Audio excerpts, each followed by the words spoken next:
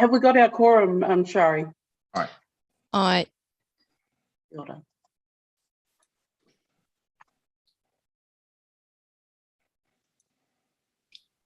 Tēnā koutou katoa. Welcome to our Komiti Maori meeting this morning. Ngā mahi kia koutou, ngā manuhiri e tai mai nei. I'm going to hand out the rākau to Councillor Iti as our Vice Chairman to open our hui. Kia koe toi. Kia ora te tia, tēnā rā tātou, me tīmata tā tātou hui, me te karakia. Whakataka te hau ki te uru, whakataka te hau ki te tonga. Kia mā kina ki uta, kia mā taratara ki tai. E hi ake ana te ātākura, he tio, he huka, he hauhu, ngā ti hei Maori ora. Kia ora. Kia ora. Ngā mihi, ngā mihi. Kia ora koutou. Can I just remind councillors that the public section of this meeting is being recorded and live streamed. The webcast will be archived and made publicly available on Council's website within 2 days after each meeting for a period of 3 years. Our purpose is to provide greater access to Council debate, decision-making, and encouraging openness and transparency. However, Council accepts no liability for any individual opinions or statements. This is in accordance with Council's live streaming and recording of meeting protocols, which can be viewed on Council's website. I also remind that local government decision-making affords no protection to councillors, council officers, and the public for comments made during meetings that are subsequently challenged in a court of law and determined to be slanderous. So just again, councillors, can you please ensure your videos are turned down? And if you wish to speak, raise your electric hand and turn on your microphone. Ki ngā manuhiri e tai mai, tino harikoa mātou kia kōrua, kia koutou, ki te hana mai, ki te tohatoha, tō pūkenga, tō mahi, ki waenganui i a mātou. Nō reira, no mai haere mai. I'm just going to go through just the order of the day for us very quickly. We will do our normal housekeeping this morning. So just before we do that, I want to start with apologies, which I have accepted this morning from Councillor Stacey Rose, the Chair Doug Leader, Fiona McTavish, and lateness from Councillor Thompson. I'm going to move that those be accepted. If I can have a seconder, thank you, Toy. And all those in favour, raise your right hand.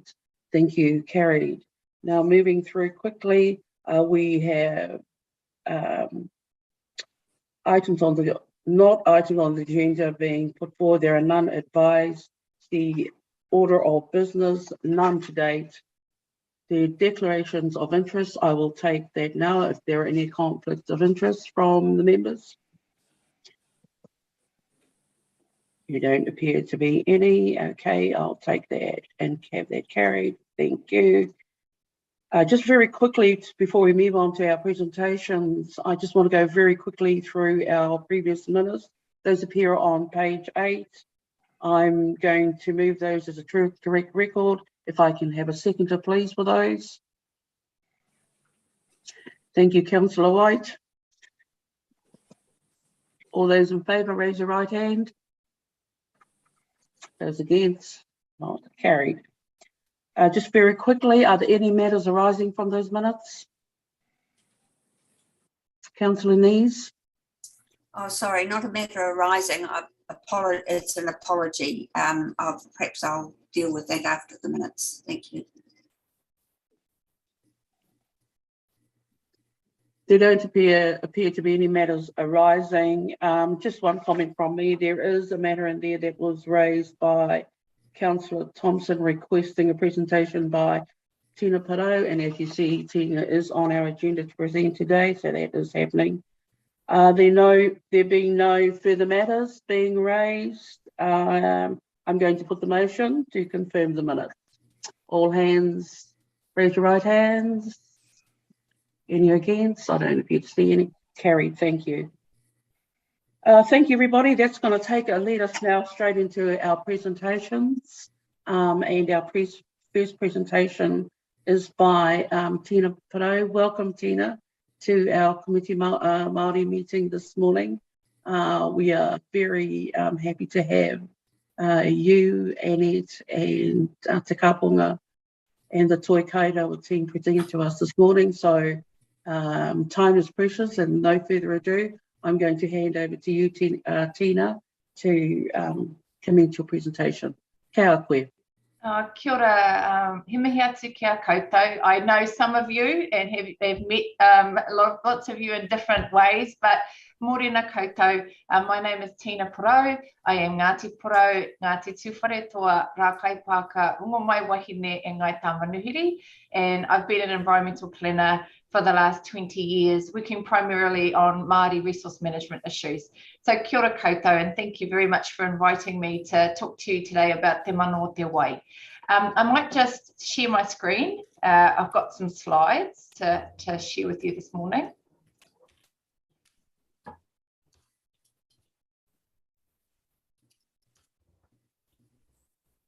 Hopefully you can see those. So just to give a bit of context, I guess, today Katarana asked me to come and talk to you about Te Mano o Te Wai, and I'm not going to go over the nuts and bolts of it because I know you probably all have had a lot of experience with it over the last 2 years. But just to give some context to the discussion that I'm sharing with you today, it is around Te Mano o Te Wai and its application and implementation, but also its, I guess, application across some of the other resource management spaces that you'll be working with, particularly around Three Waters. And so today's kōrero is really about how we see implementation across the whole system for Te Mano o Te Wai as from a planning perspective, a Māori planning perspective, and also around how we think it might fall in terms of Te Mano o Te Wai with Three Waters. And we've got some information to share, I guess, around some of the tools and engagement around building capacity and capability for iwi and hapu in place. So I'm just going to roll on, but if there are any questions, please feel free to stop me, but I will make sure we've got time at the end. So the kōrero today around the NPS freshwater enables a really, really strong representation of Te Mano o Te Wai. So the way in which that's evolved and ended up in the current national policy statement has been a real, I think, tribute to the authors of that piece of policy. And we've also drafted a set of guidelines for mana whenua around what the national policy statement says and the ability for hapu and iwi to participate in a way that probably we haven't seen before in the system. So the current national policy statement is very far-reaching around the opportunities it provides to whānau to participate. So the Te Mano o Te Wai definition in the national policy statement is also being used currently for Three Waters.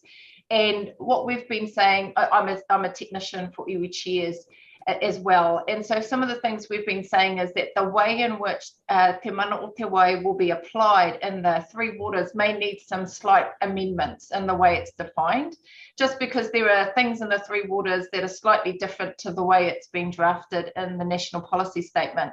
We're not sure where that will end up, but certainly the overarching principles and values that are in the NPS, we expect to be used both in Three Waters and in all of the decision making for freshwater that you go through today. So just to go back to that fundamental concept of Te Mano o Te Wai and the hierarchy of obligations that we'll talk about later, Te Mano o Te Wai is around applying a hierarchy that says the first right of water must go to water. And I know you've all heard that kōrero before, and to acknowledge that actually it was Mark Solomon at a hui who actually expressed that kōrero, and we see it now specifically in the hierarchy of obligations in the NPS. So there are some key parts in the NPS, and again, we've got some guidelines that we're happy to share with you at the end. I've got a link. And so one of the key things is that every local authority must actively involve tangata whenua. This is a really important bit, to the extent they wish to be involved. So there is no limitations on the way in which iwi and hapu can participate in the processes around freshwater management. And that will be a big transition for some councils. And for you guys, you've had Māori seats for much longer than everybody else. And so you also have the most iwi in your region than any others. So some of these things may already be entrenched, but I think it provides another level of transformation around where Māori sit across the system when it comes to te mana o te wai delivery. And so this is the hierarchy as it sits in the National Policy Statement.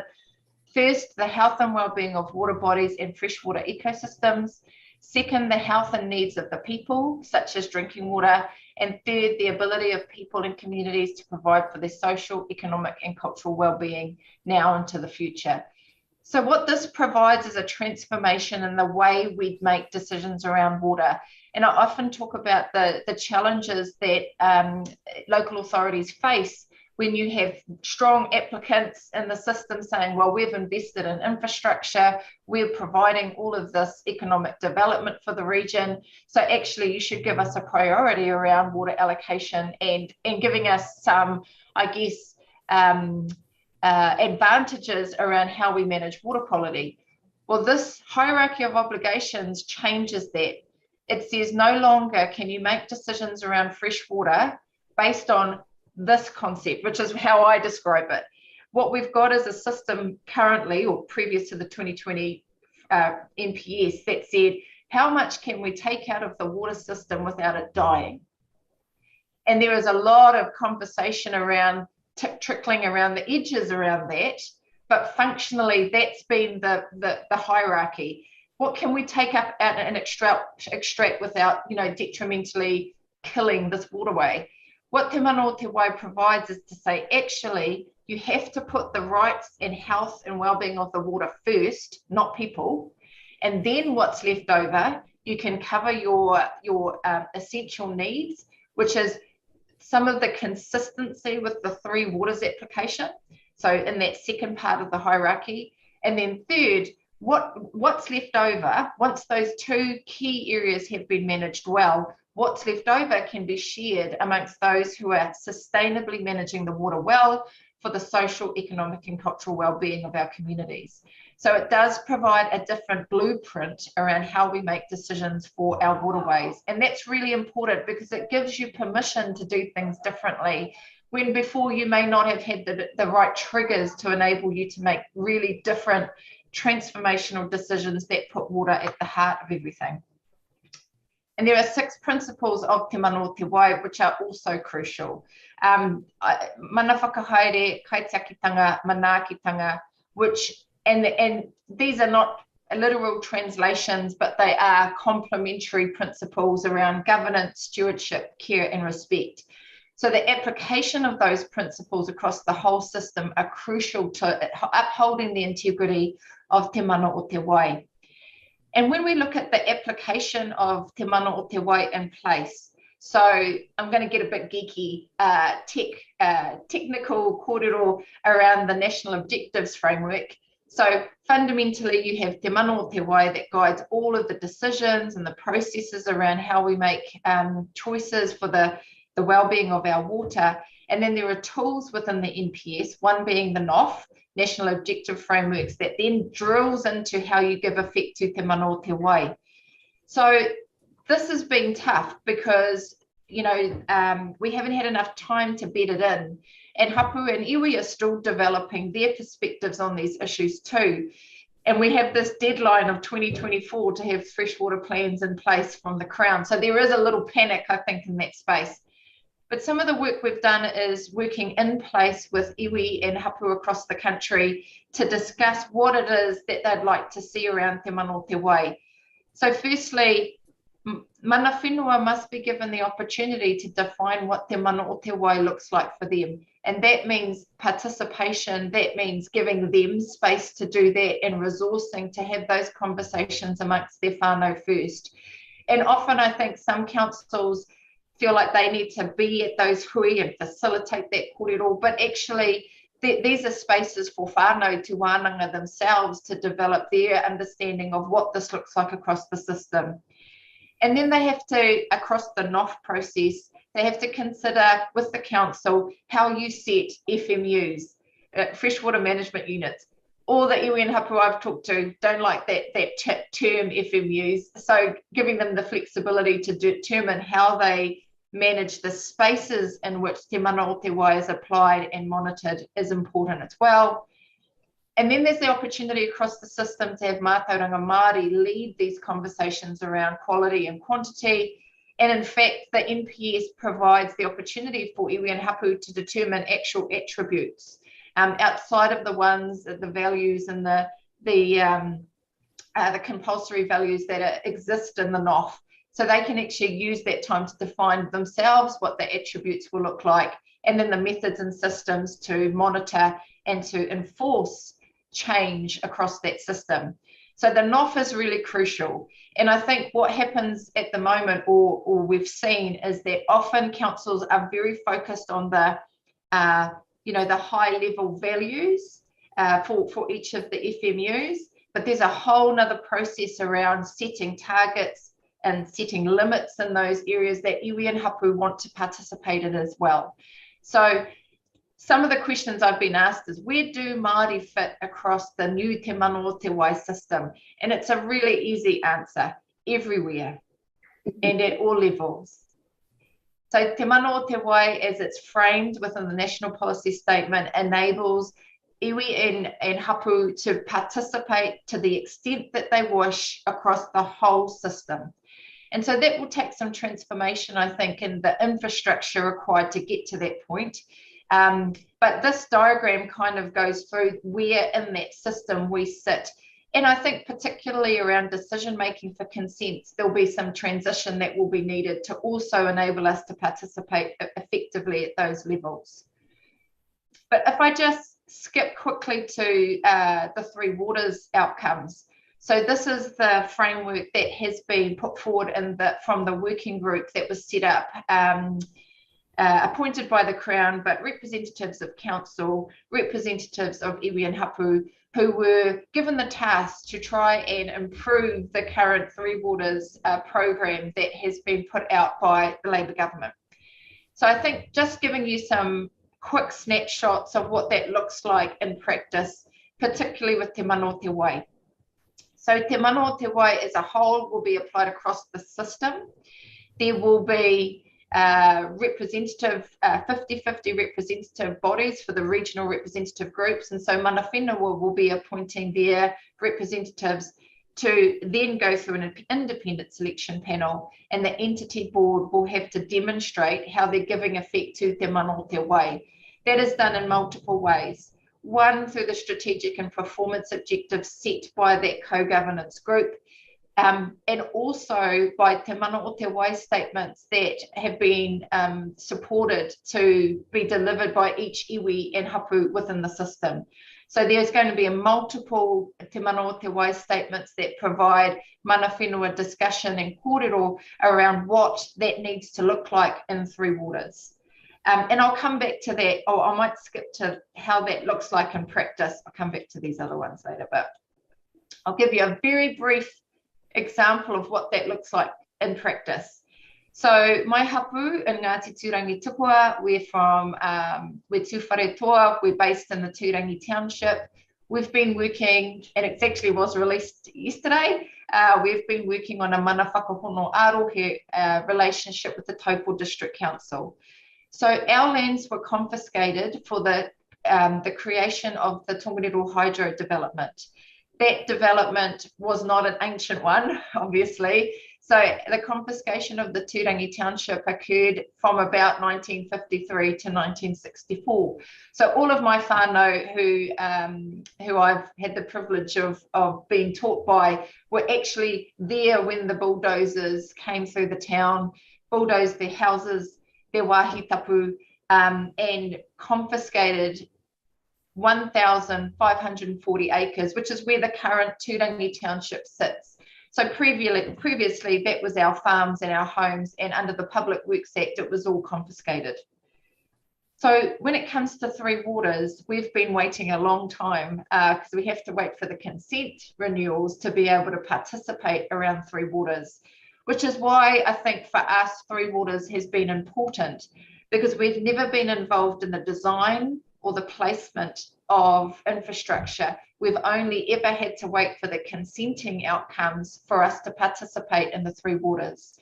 So the Turangi wastewater treatment plant was built on confiscated family land. It was also a wāhi tapu. The Turangi drinking water site was also placed on a wāhi tapu and confiscated from Ngāti Turangi Tupua. When we settled our treaty claim with the Crown in 1996, the reserves were returned back to Turangi Tupua, but we had no control over what happened. So the drinking water take, whose water comes from our kuia maunga pihanga, all goes into the town.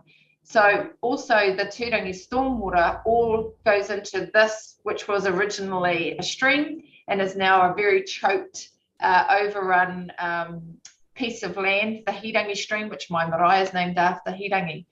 So what the opportunity is, I guess, for Three Waters and through Te Mana o Te Wai is for us to be able to determine how we make choices around infrastructure together with council in terms of our iwi and hapu, and also provide some real, I guess, guidance around the hierarchy of obligations of Te Mana o Te Wai.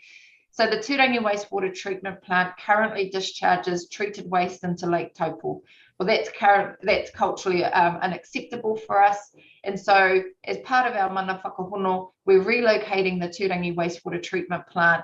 We're also advancing, holding the drinking water take under our hapu jointly with the council and ensuring there is a cultural flow.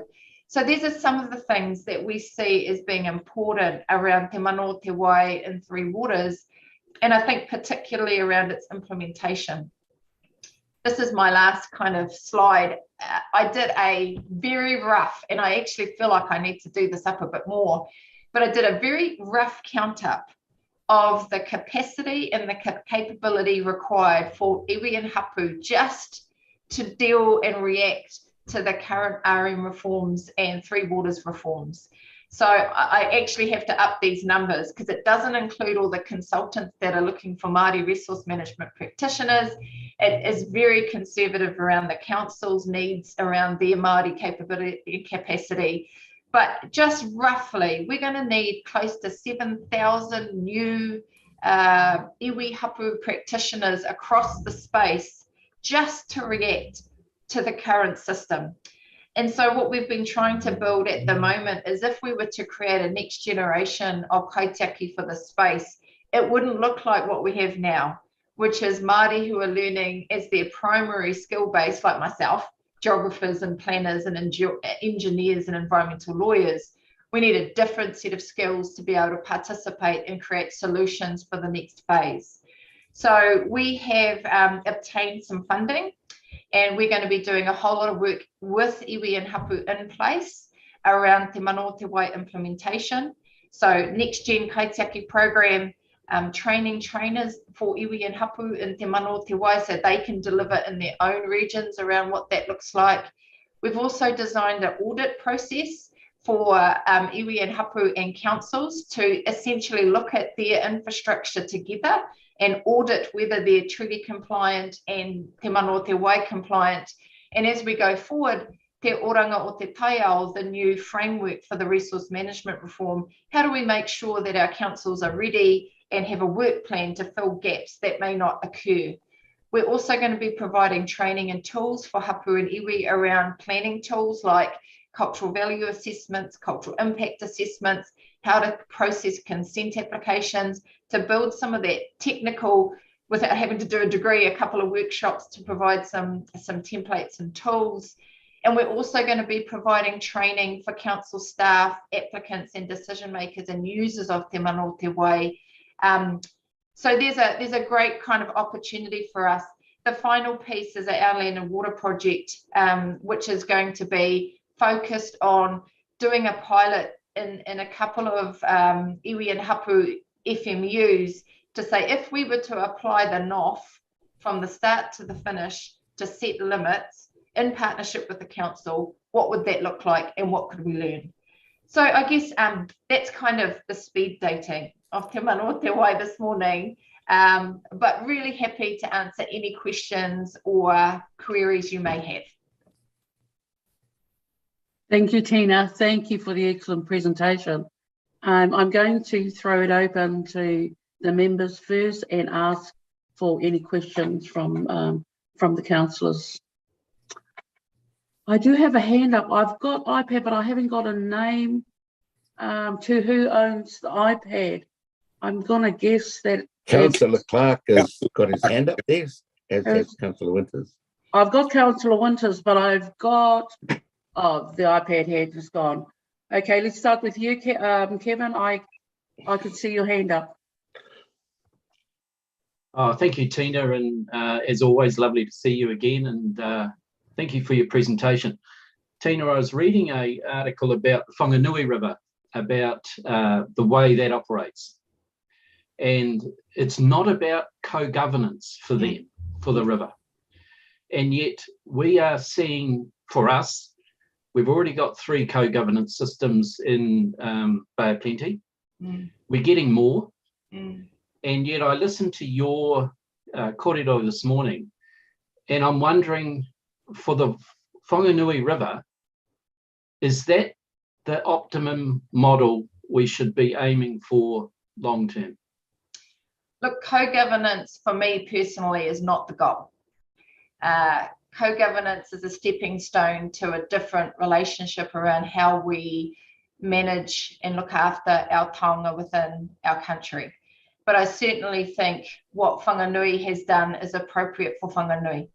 And luckily I whakapapa there, or else I wouldn't talk about it. But you know, the ideals around Te Awa Tupua is still within the constraints of a Crown settlement. So I would say even for them, they probably don't think that's the ultimate goal.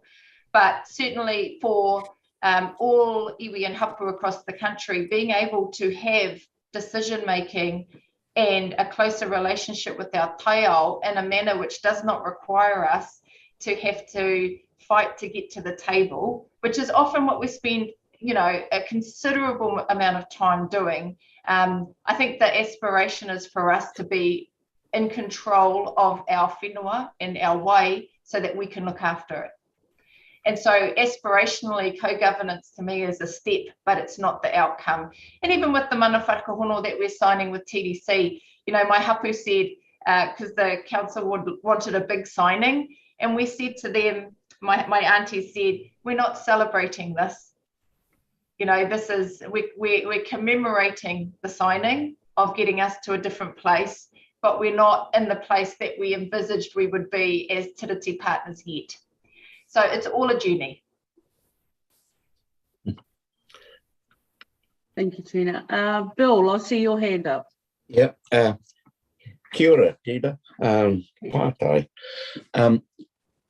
Some concerns about what appears to be a rather open-ended statement about iwi engagement in the processes, sort of to what extent that they see fit. I can just see that potentially being a can of worms. It doesn't seem to have any sort of definition around where the line is. And I guess you can see my point. If iwi choose not to engage in a process, and then the process actually develops, and at the final hurdle, iwi decided, no, we're not happy with that, and the process collapses. I mean, that's one of the issues I can see is potentially being flawed in there. Could you actually shed a little bit of light on that for us, please? Yeah, I mean, I had a really interesting kōrero Kataraina. I was there yesterday with a group of, you know, very experienced Māori planners who work across regional councils. And one of the kōrero was around a particular council who said, we actually can't do it without iwi. And so I think it's not to worry about whether it will fall over. It's to actually focus on what will make this a success. So how will council invest in the infrastructure and partnership and relationship with iwi, so we're feeling like we are doing this together, so that when we get to the end, we've got a good outcome. I think the challenge has always been there has not been enough resourcing. Māori are not, supported to participate equitably in the system, and as a result, we're always kind of in this juxtaposition between what the council feel their role is and what iwi feel their roles are. So I think the key here is not to worry about if it falls over. I think the key here is to figure out how we invest in the system upfront in the beginning, collectively, to achieve a mutual goal. And that is going to take massive cultural change.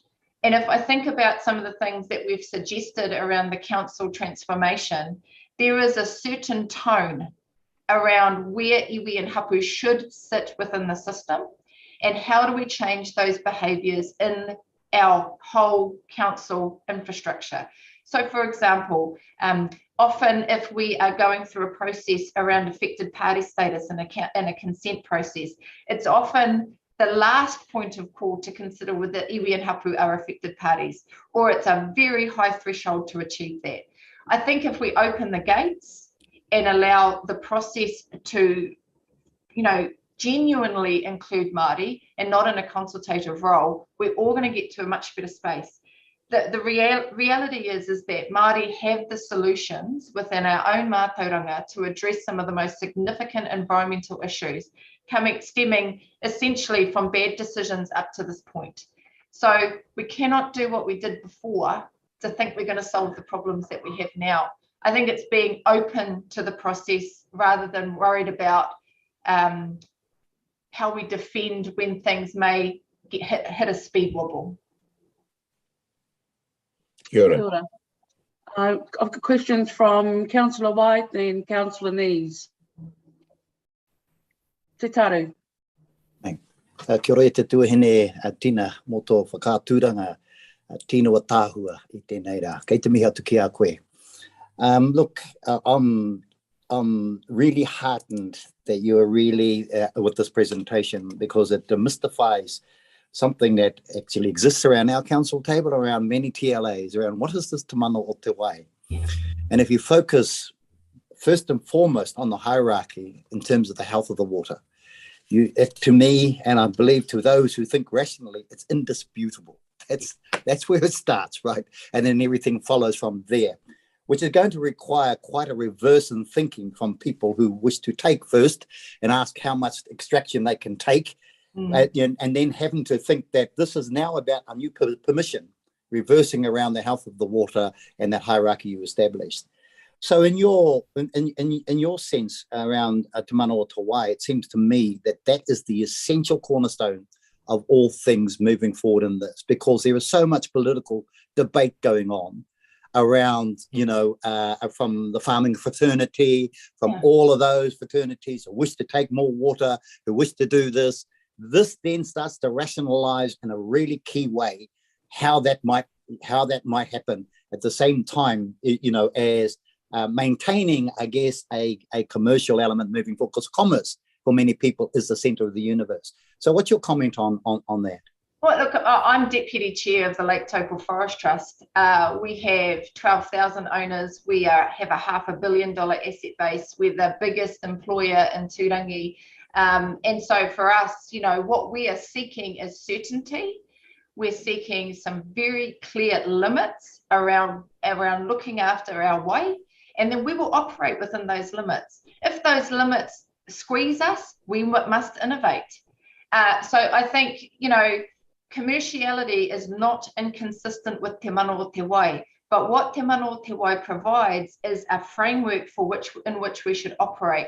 And so if we are not operating in alignment with te mana o te wai, I don't think we should be there. I don't think we should be, because what we are doing is we are externalizing our environmental costs on the community. So we as businesses need to transform and internalize those environmental costs and operate within limits. So we're looking for the certainty that te mana o te wai can provide. We are also looking for the opportunity for our iwi and hapu to set environmental limits that allow us to understand what we need to do to change. And particularly for Māori trusts and corporations, you don't have to convince us to do this, but we do need to have the certainty to be able to plan ahead and enable us to make those changes. And I think part of the challenge for commercial operators as a whole is that if you don't have a clear hierarchy that says actually water has to be looked after, drinking water has to be looked after, and then you can operate safely in the rest, then it becomes a free-for-all and we're all scribbling over way instead of looking after it for itself. So I think the commerciality is not in opposition with Te Mano Te Wai. I firmly believe that our businesses will be better if we're aligned with Te Mano Te Wai. We'll be more sustainable, we'll have further intergenerational growth, and we will not be operating outside of our means, which we currently do. Ka pai, tautoko tina. Ngā mihi. Kia ora, Councillor Nees. Kia ora, Tina. Thank you so much. That was very interesting and insightful. And I think we all want the same thing, the well-being of our taio and the well-being of our wai. One thing that's challenging me is that we all accept the current system isn't working. And we have been trying our hardest to be engaging with tangata whenua and hapu across our region. We have a whole strategy around Maori engagement, and fair to say that it's had mixed success. In some areas it's been very successful. In other areas it's been difficult to try and get everybody around the table. And then on top of that, we have our current system where under the Local Government Act, we have to be operating in an efficient and effective manner. And we quite often have complaints from consent applicants, for example, whereby there are huge delays in the consent applications because they're still waiting for cultural impact assessments, etc. So I can't see how we can operate effectively and efficiently under this new model when tangata whenua, when we have so many tangata whenua, hapu, iwi groups. We now have so many Maori land trusts also that are stepping up to come to the table. So I agree with where we're aiming to go. I just can't see how practically it can operate in a way where we can be efficient and effective and deliver things in a timely manner. So I just wonder if you could make some comments about that. Yeah, sure. I mean, to start with, the disproportionate amount of money spent on the engagement compared to the wider community is a good start. So when we have to, we've got to all put into a bit of a plan when we're going through the long-term planning process and the annual planning process. And we're actually competing against other things like whether the library gets a new wing or, you know, whether there's a new fountain in the garden. You know, we actually have to compete against that funding at the moment. What we're saying to the Crown around the RM reforms is that if you do not equitably resource us, then you are going to lose the opportunity to have better effectiveness and efficiency across the system. So what that looks like practically is there needs to be uncontestable funding provided from the government to our iwi and hapu to participate.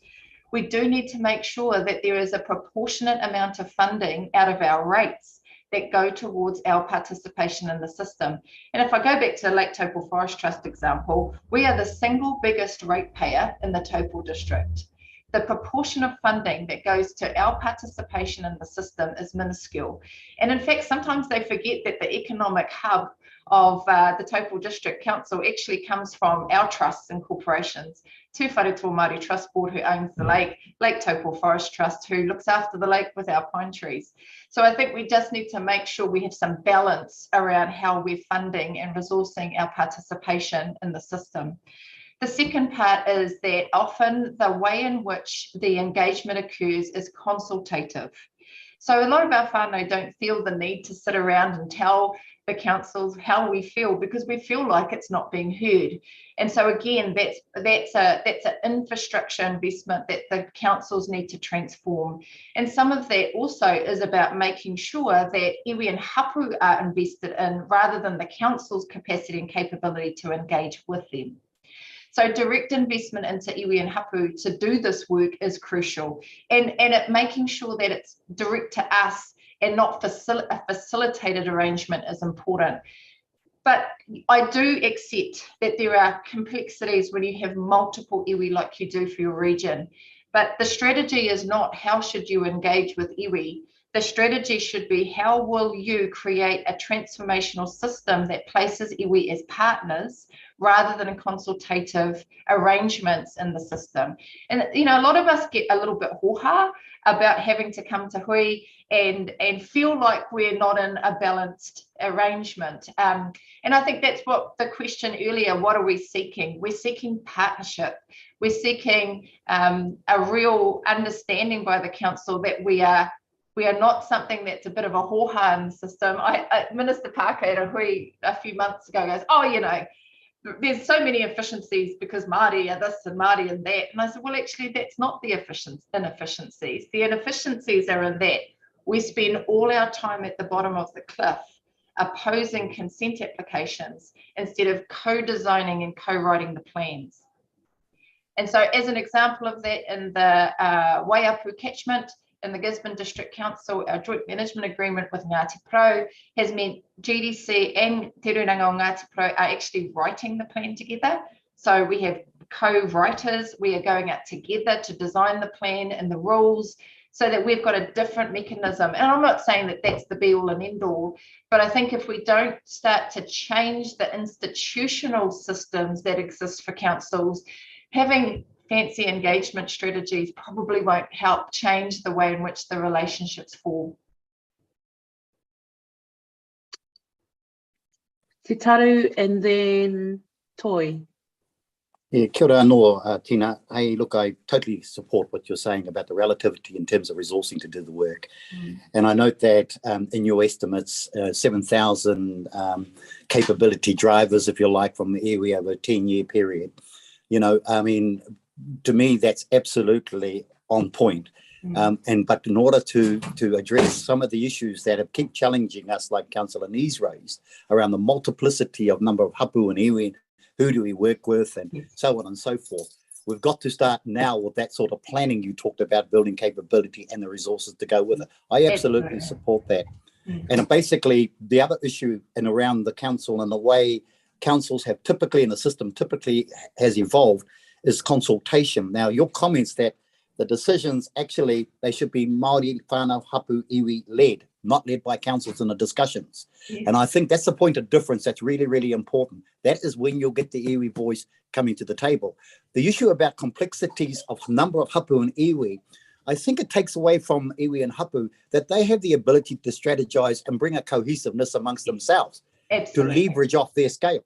And that is a solution for us to consider how we might do that, not for councils. So if we look for a solution, and I know, practically speaking, we're engaged in some of that now. Don't try and put iwi and hapu against each other and say they can't agree. Let iwi hapu decide how they might strategize to create that leverage to get to a point. So I totally support what you're saying. It's not so much a question, it's really just hammering home what you said. No, I totally support that, Taru, and I've seen it. We've all seen it. We've all seen our whakapapa bring us together across particular issues to enable a really cohesive representation on certain issues. And we've done that forever. We've relied on our whakapapa to draw us together so that we can have a voice on certain issues collectively.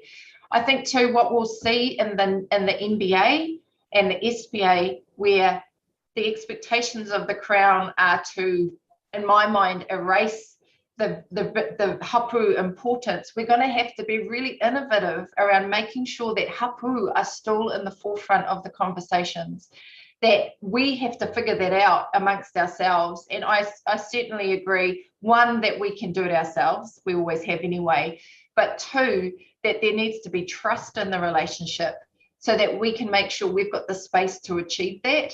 And it's the same with the Crown.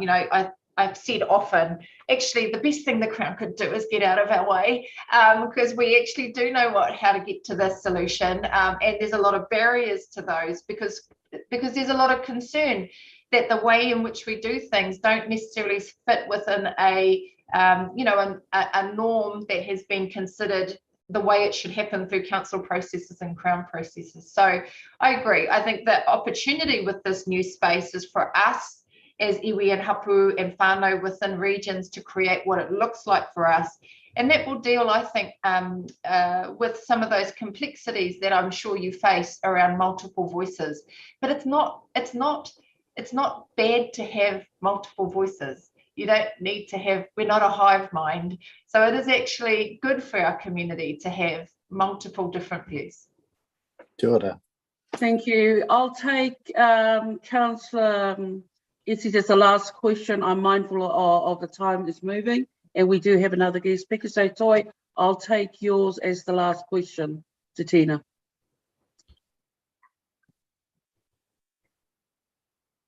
Sorry, Toi, you're mute. Oh. Aloha mai. Kia ora Tina, tēnā koe te tuahine. Thank you for, as Te Taru said, bringing some clarity around this. And for me, it makes, of course, a huge amount of sense. Often it was one of the things that really inspired me to stand when you see commercial activities, I guess, privatizing profits and socializing their losses through the environment. And as you stated, having a model that doesn't take into account those environmental losses is a broken model. So it's fantastic that we're having this conversation. But I guess I'm continuing along the thinking of the kōrero with Te Taru. And as you said, we're not a hive mind and we're not homogenized. And actually, the settlement process is quite a divisive one for hapu and iwi. We have now got new layers of bureaucracy, you could say, within iwi Māori, which are the post-settlement government entities. Often, well, the case is with regards to all of us here, we're all getting paid, all of our staff are getting paid. When you have post-settlement governance entities, all of their staff are getting paid. You go to the hapu and it's all voluntary. And they're the ones who are expected to present the cultural impact statements, the cultural value statements, and there's an inequity there that is developing within Māoridom, especially if there is a difference in opinion between a hapu and a post-settlement entity. And my question is, with your work with the Iwi Leaders Forum and across the mutu, how are Iwi leaders looking to put into place mechanisms for us to deal with this as Māori, so that it is not adjudicated in the High Court, so it's not adjudicated in spaces like this, as we have fellow councillors who get impatient with the pace of our solving our domestic issues. What are iwi leaders thinking in terms of putting into place to deal with these tension points? Kia ora. Look, I think it's mixed. I think it's mixed across iwi as a whole. PSGEs and particularly post-settlement, I call it the dark days. Post-settlement, those 20 years after settling is spent healing because it was so painful to go through a treaty settlement. And so there is still, treaty settlements aren't a silver bullet and they create often more problems than they solve. So I think I'm a staunch hapuist. And so if I look at one example that I've seen, and I wouldn't say this is an example across the board, this is just an example. So for Ngāti Porou, we have two settlements. We have Ngā Takutau Moana, an agreement, which isn't actually a settlement, but it's agreement between the Crown and the hapu of Ngāti Porou. And we have Te Ruranga Nui o Ngāti Porou, the PSG, that was established as a result of a deed of settlement. So what I've been tasked to do, just, fix this, is we have the RM reforms. So how do we make sure in the Gisborne District Council region, which is already unitary, that there is a place and space for each of our 52 hapu to engage in the decision-making on the MBAs and the SPA process? So it's a really unusual situation. So I'm not saying this is consistent everywhere, but ngā hapu do not come under the runanga. They have their own legal status as essentially 52 PSGEs. So we're trying to create a structure that enables us to have those voices. And I use this example because I think this goes back to the kōrero that you were talking about before, Te Taru, is we need to create these infrastructures outside of PSGEs that are just about, you know, if I think about Three Waters, for example, my hapu Ngāti Tirangi Tukua, I'm going to have to go through my tribe, Te Wharetoa, then I've got to go through entity B, which is like, I can't remember the number, 9 or 10, might be more, iwi, and how am I going to get my voice to that level? So I think these are the things we're going to have to talk about collectively. And I wouldn't say that the PSGEs are overly infrastructurally designed to come up with those. The solutions I've seen are coming from hapu. They're actually the ones going, actually PSGE, this is how you're going to operate with us. Certainly that's been the case with Ngāti Turangi Tukua, my hapu. We'll provide a solution as how we're going to engage on these matters. But having the flexibility to enable hapu to determine how they engage on these matters will be important. And I've often said, actually, instead of having statutory acknowledgements and MOUs with the Crown and the Council, the iwi needs to have them with their hapu, so that we actually know how we're going to roll with what's your lane, what's my lane, and let's, you know, figure it out. But it's evolution, and I wouldn't say anyone's doing it awesomely in the PSG space, but I certainly think that we're evolving in some spaces to have different conversations. Kia ora. Thank Kia you. ora. Kia ora koutou councillors. Tina, just you know, as you can see, your presentation this morning, you know, is valuable on all levels. And you know, I tautoko what's been said this morning by the councillors. You can see the views that have come from our Māori and our non-Māori councillors, and really the different views that they're coming from as well, which you know is often a challenge around our council table. But you know, as you said, it's a journey that we have to take together. We have to keep working together to find that space where we can still do this together. There are a lot of things that still need to be done within council.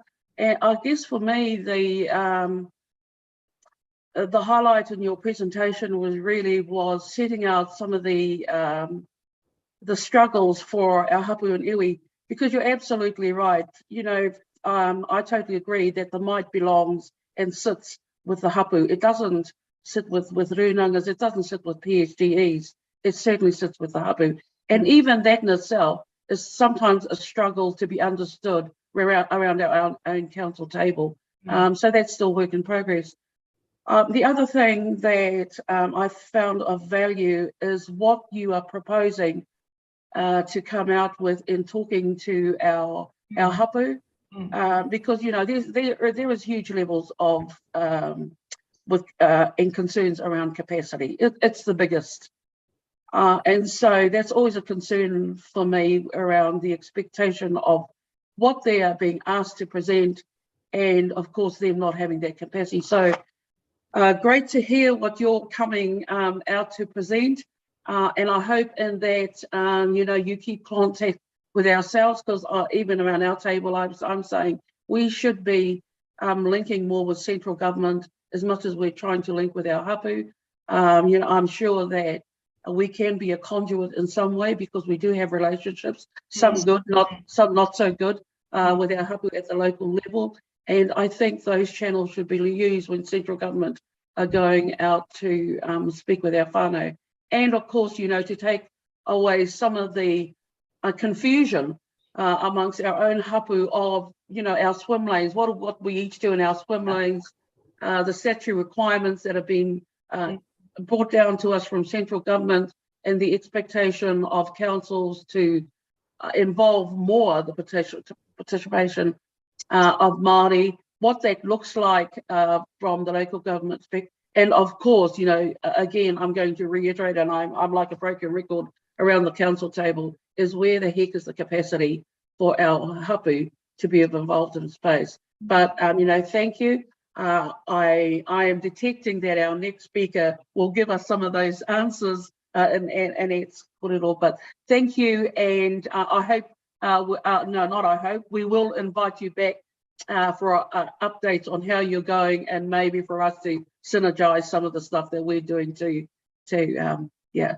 get to where I think we both want to be going. So thank you very much, Tina. Kia ora. Thank you for having me. Thank you. Ka kite. I'm going to move straight to you now, Annette, because I know that I'm sure you're going to give us some solutions, Annette. So, without further ado, Annette, I'm going to hand the rākei to you. Kia ora, kei te mihi ki o tātou anō. Te tangata I whakatūwhera tō tātou nei hui a toi, kei te mihi ki a koe koutou mā. E kia nei ngā mana whakahaere o ngā kaunihera o Bay of Plenty a tēnā koutou katoa. Kāre nui a ka kōrero I rongo I tō tātou nei reo, ke huri atu au ki tērā o ngā reo ke mōhio ai te katoa taku hia I te rānei. I'm presenting today on behalf of Te Taikaha, which is a group that's been established to try and bring together some Māori perspectives from the New Zealand Māori Council, Federation of Māori Authorities, so we do have a huge interest in Māori landowning matters, but also unsettled hapu. I want to be really clear. There are significant groups, even in the Bay of Plenty, like Te Whakatōhea, that are unsettled groups. And some of the concern that I have with the Tamanotawa definition framework is that it focuses on a management process, but it doesn't actually focus on an ownership process. But the principle of mana whakahaere is very important when you look at the MACA applications that are before us in the Bay of Plenty, right on your doorstep, both in Tauranga Moana and Te Whakatōhea. The principle of mana whakahaere becomes really important. It's not guided by a decision around mana whenua. It's quite clear in the act that governs those relationships that whānau, hapu and primary rights holders who've had those rights since 1840 are the groups that are focused there. So when we look at mana whakahaere, I hope today I can provide a persuasive approach for process rather than just looking at mana whakahaere as a concept within Te Manautawai. I prepared a really brief slide pack because I want to emphasize conceptual frameworks more than kōrero, because I think there's enough material before you. I'm sure there's a deluge of it on the internet at the moment. I just want to focus us. So I could go to the second slide, and I want to recap on some of the issues that our first speaker today has highlighted, and to show you why I'm focusing on mana whakahaere. Now, Te Manautawai is a conceptual framework. In theoretical terms, it's developed from the writings, and I'm not sure if people are aware of it, of the late Maori Marsden, who organised the world, and it wasn't just for Māori, in a construct where there were values and principles that guided mana tangata around how we have human relationships, that ensured that we had leadership and organisation over our mother primary relationships with Te Taiao, our Papa Tuanuku.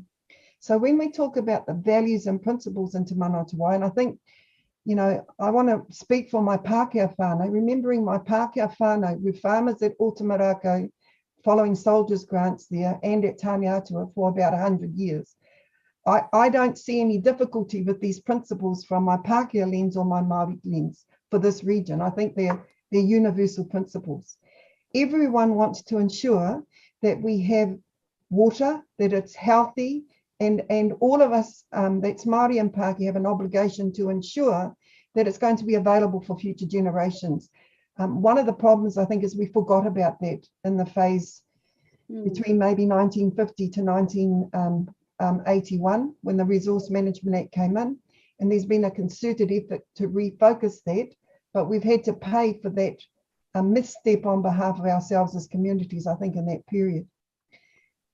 We also understand with water, there's some priorities of use in water, and the second priority is providing drinking or consumptive uses for water. So the Napier situation really highlighted Te Manautawai, remember, when we didn't have adequate infrastructure for water purposes. That's a big issue for Māori, particularly our marae. We don't have pipes. The Whakatōhea example, I'm very aware of, their papakainga doesn't have a water reticulation system. Ruatahuna, if we go as far as them, they have real problems with water access and making sure it's qualitative. So that's where you get an immediate link to the Three Waters regime, which has now taken over the obligation of ensuring consumptive uses for water are pristine as possible as required by the health standards. And then the third thing is development. I don't think, Māori are, as I like the comment earlier by Councillor Iti, we're not homogenous, we're as different and diverse as our Pākehā whānau, to be frank. So within ourselves, I think we need to recognise these capitalists, these environmentalists, these hapu fundamentalists, these whānau workers, these volunteers. There are the rich elites in the Māori world making a lot of money off advice streams. So we've got to deal with that diversity in the way we make decisions. So when we developed this framework, we looked in the second tier, how do we organise ourselves in human relationships? And I'm focusing today on mana whakahaere, but it has to be tempered by the secondary obligations or those primary obligations to kaitiakitanga and manaakitanga, which I also say in a bidural approach, also respected in non-Māori communities as much as they are here. You want to care for your resources, and there's a stewardship obligation, even in farming communities, to ensure that you're caring for your land, you're not using as much water as is necessary than other to ensure productivity at the best point, but also looking at change of land use options as part of that obligation of stewardship. And where I want to focus is down the bottom. Most of the questions I listened today from all the councillors were, how do the iwi, hapu, Māori landowners, whānau community, the marae, I heard it all, religious groups, what you didn't mention was the wakaama groups, all of us that use the water, how do we organise ourselves? Because I can tell you where I come from, the wakaama groups demand a priority on access to water than some of the others, just to ensure that they have proper rights to their recreational approach. So that conceptual framework is really important. Now, on the side is a Māori kaupapa that we've drawn from the original documents that were done by the iwi leadership group in 2014. And I'm a lawyer. They were done in response to some of the court cases of that period. Certainly one from Justice Joe Williams, as he was then in the High Court, where he felt the resource management regime was being affected by the complication of all of these deeds of settlements, statutory acknowledgements, and they were actually overcoming tikanga. Tikanga is the first law of our country, and these ideas on the side here set out some of the tikanga ideas that Māori are very, very much aware of when they're developing relationships that are protected under Te Tiriti, but more importantly about the mauri o te wai, te mana o te wai, their relationships to wai, and their obligations. I have to agree with the first presenter. It's hapu that are the most important rights holders in that regime, and that's recognised in there. You'll see te kaitiakitanga o ngā hapu me ngā iwi ki te wai. And it's to that water resource, I think we need to be careful too that when we talk in a universal way, that we don't forget, and I want to talk again through the Pākehā lens. I have an intimate swimming relationship with the river at Tamanotawa because that's where I learned to swim. My father of 90 years, that was where he learned to swim. So the water's pristine quality, even as a farmer, was really important for us because our family spent a lot of time there. It was that water space that we saw our identity as a whānau. And I think that's really important when we start looking at options for how we organise ourselves to protect those values. So that slide is like a summary. I think it's a really simple way of understanding te mana o te wai.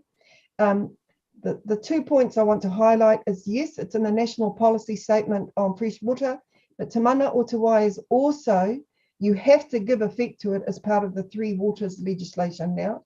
So it's now as part of our domestic responsibilities for consumptive use. Can I go to the next slide, please? So I want to focus on this notion of mana whakahaere.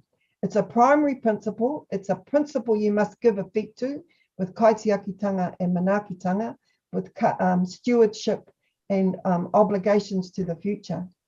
And it actually is an important definition. It's been utilised in a number of treaty settlements, but in a whole range of other contexts as well. And some of the nuanced definitions, I think, need to be really carefully looked at. The one that we prefer comes from the National Policy Statement itself, And that should guide councils, I think, as the authoritative definition of what mana whakahaere is. The power, authority and obligations of tangata whenua to make decisions that maintain, protect and sustain the health and well-being of their relationship with water, fresh water. And so there's a lot to unpack in there, but that I think is really what you have to work from. It's a bidural context here. There's councils, there's other decision makers, and then there's the Māori community. Each of us have a power and authority to do things, but it's all directed to ensuring the well-being of and the relationships with these waterways are protected for those both sets of relationships that are acknowledged. I think this is an important slide we all understand, and I think it's getting a little bit dulled in the hubbub of kōrero around why mana whakahaere is so important. If we accept that is an important idea, how do we develop that as part of our governance obligations to give effect to Te Tiriti or Waitangi, or to take account of that in the way we make decisions? I think we have to acknowledge really responsibly, and our first speaker did, that there's been some inequity. There's been a lack of attention by ourselves in the Māori community to developing our own democratic processes of participatory decision making, and we need to input on the Māori side how to achieve that. That's been for a whole lot of reasons. The Crown mandate process for post-settlement governance entities ignored hapu and only dealt with large natural groups. That creates a tension, and now that's dissolved in this decision, and so we need to recognise that Māori need to adapt to that as they create new processes and new systems of organising for decision-making processes. Can I say, one of the councillors, I thought you got the sense, oh my goodness, this is overwhelming. How are we going to get to all the people that we need to get to? I feel like that all the time in any Māori hui. I'm always worried when there's not one person there. That's why we've got to make sure we start it right. And that's one of the things that we're promoting. We want us to have a series of hui where we call together whoever needs to be there for that Rangitaiki river space or the Kaituna river space, and we make sure they get invitations, and we give them 2 months to ensure that they select a powerful coalition of rights and interests to represent that space. And I think, can I say, I have to congratulate, I'm going to be bragging here, I've done a lot of these around. Bay of Plenty and Wellington are on the right track. That's all I'll just say. The Wellington Regional Council, Bay of Plenty.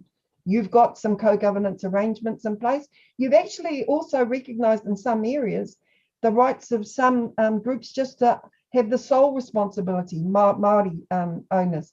Kahungunu, for example, there's water conservation orders. There's not just a co-governance or nothing, or single governance by the Crown or nothing. There's a spectrum, and we need to have flexible, innovative solutions to that spectrum. So can I go to the next slide, please? So who are these groups that we need to get together? And rather than use the term mana whenua, and that's a deliberate decision on our part, we've gone right back to Te Tiriti itself to assist us in our definitions. And if you are familiar with the Tiriti text, the very first line of the text says, ki ngā rangatira, ki ngā hapu. Doesn't mention iwi, but it also implies that they're talking about people that possess ahika. And so those are people that are located at marae, who are Māori landowners. And that's one of the other things that our group wants to emphasise, is that hapu already have infrastructure. They aren't just these kind of amorphous entities. Hapu normally have marae or several networks of marae. They have paipai holders who sit for those marae and are acknowledged speakers.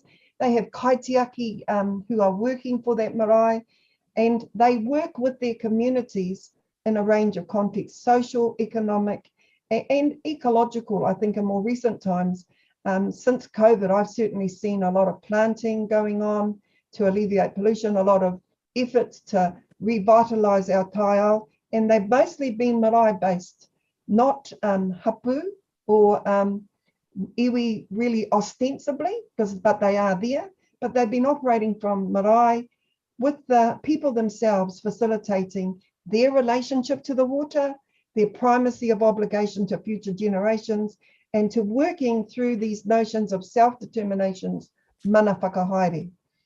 And council, yes, you haven't got enough money. I'm with you for asking for more money from the central government. You need to be resourced to facilitate this.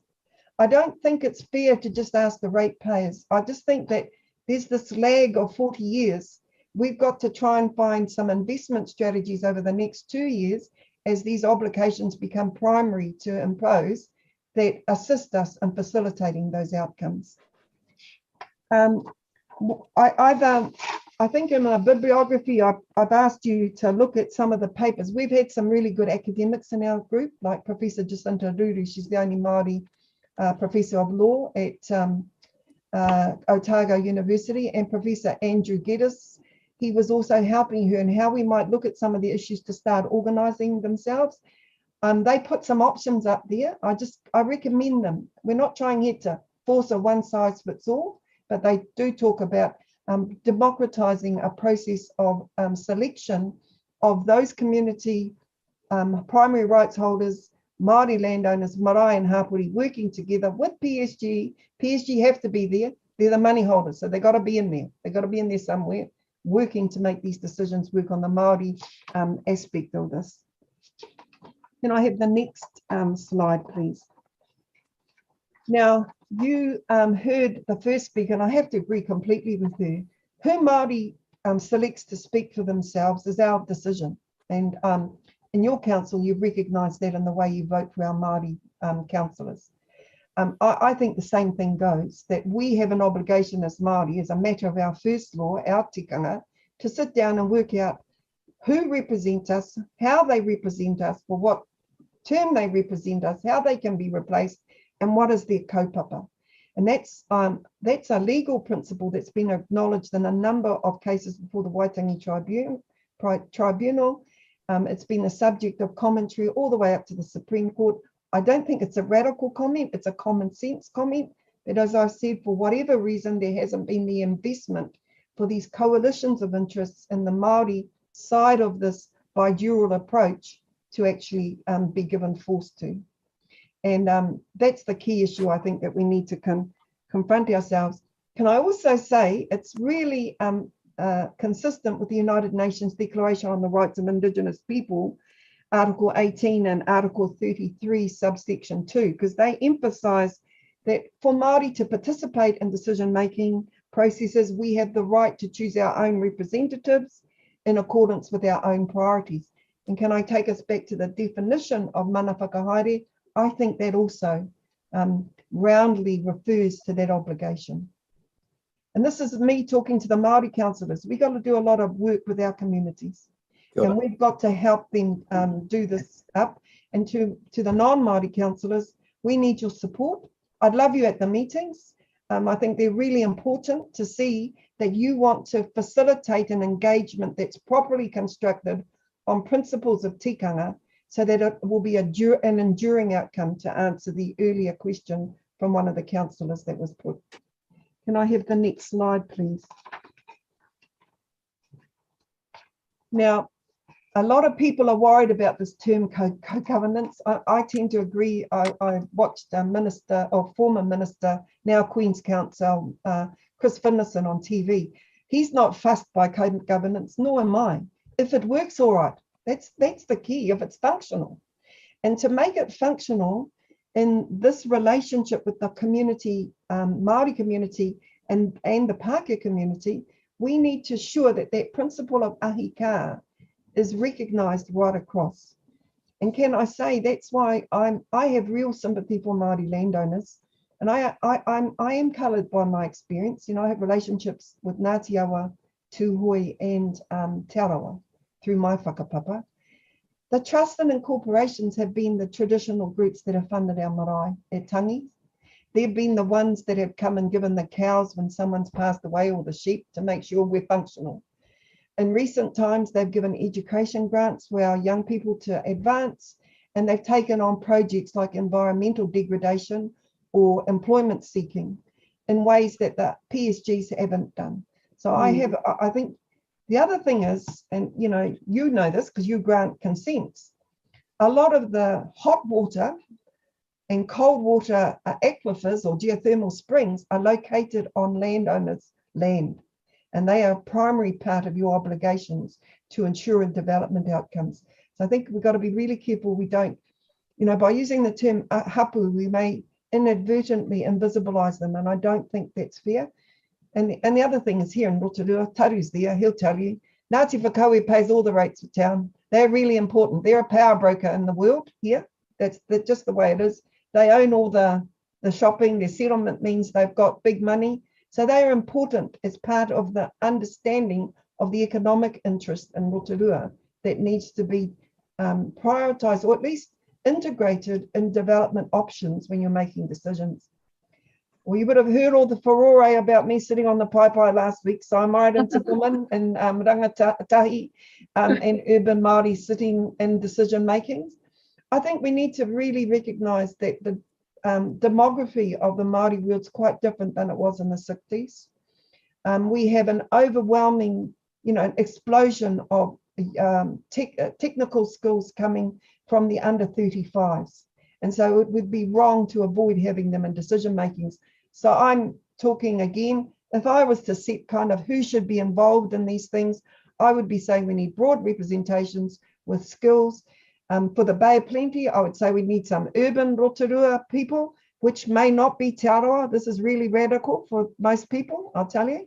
But we need to understand why they're here with Te Aroa, with a good balance. Just those are some of the things that we need to talk about. That's not for me to determine. That would be a hui point to determine.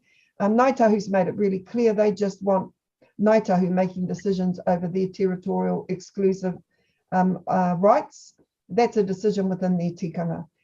There is not one size fits all, but we need to be flexible and respect those decisions. But also, once you get on these boards, no use having them there if they don't go to the meetings. I'm one of these. You put in clauses, you're not there for 3 meetings in a row, you're off. You waste the time going on these boards if you're just there as a teko.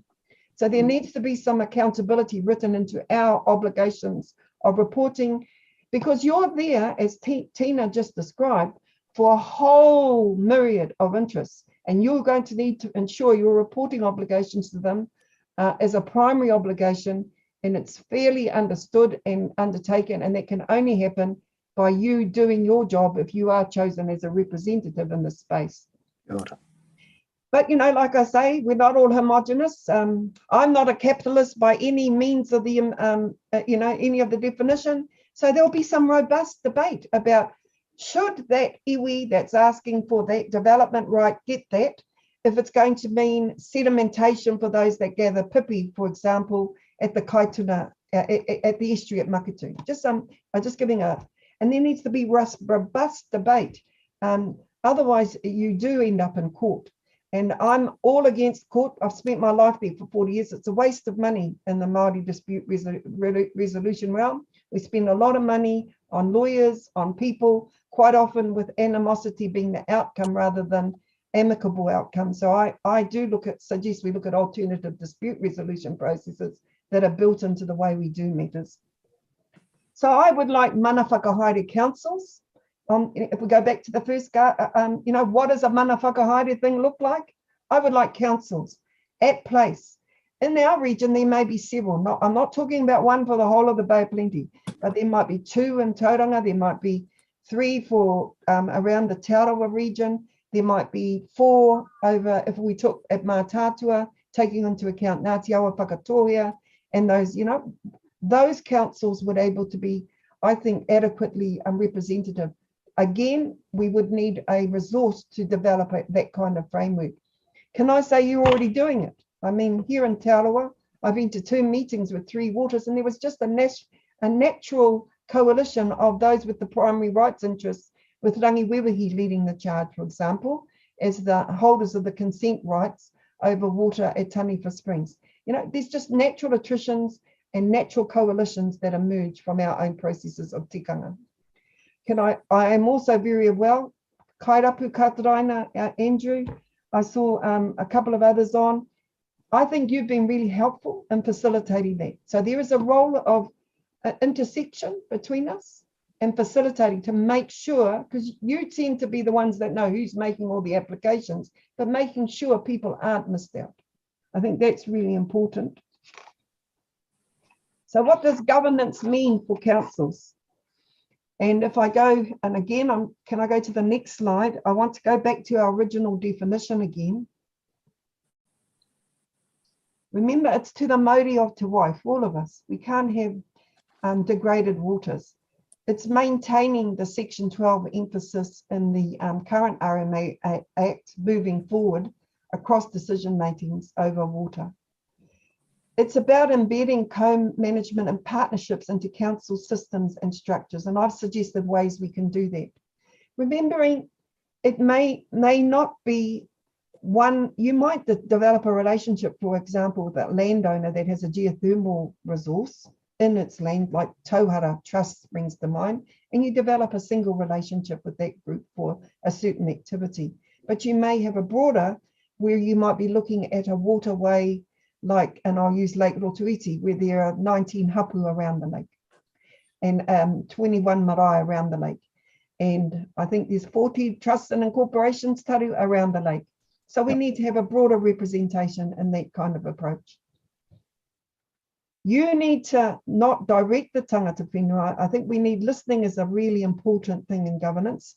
So if we have self-determining principles, and can I say the capacity to make decisions and our ability to analyse, I don't think is as critically difficult as it was when I first came out of law school. 40 years ago, I think 6 of us graduated from Auckland University. This year, there's 400.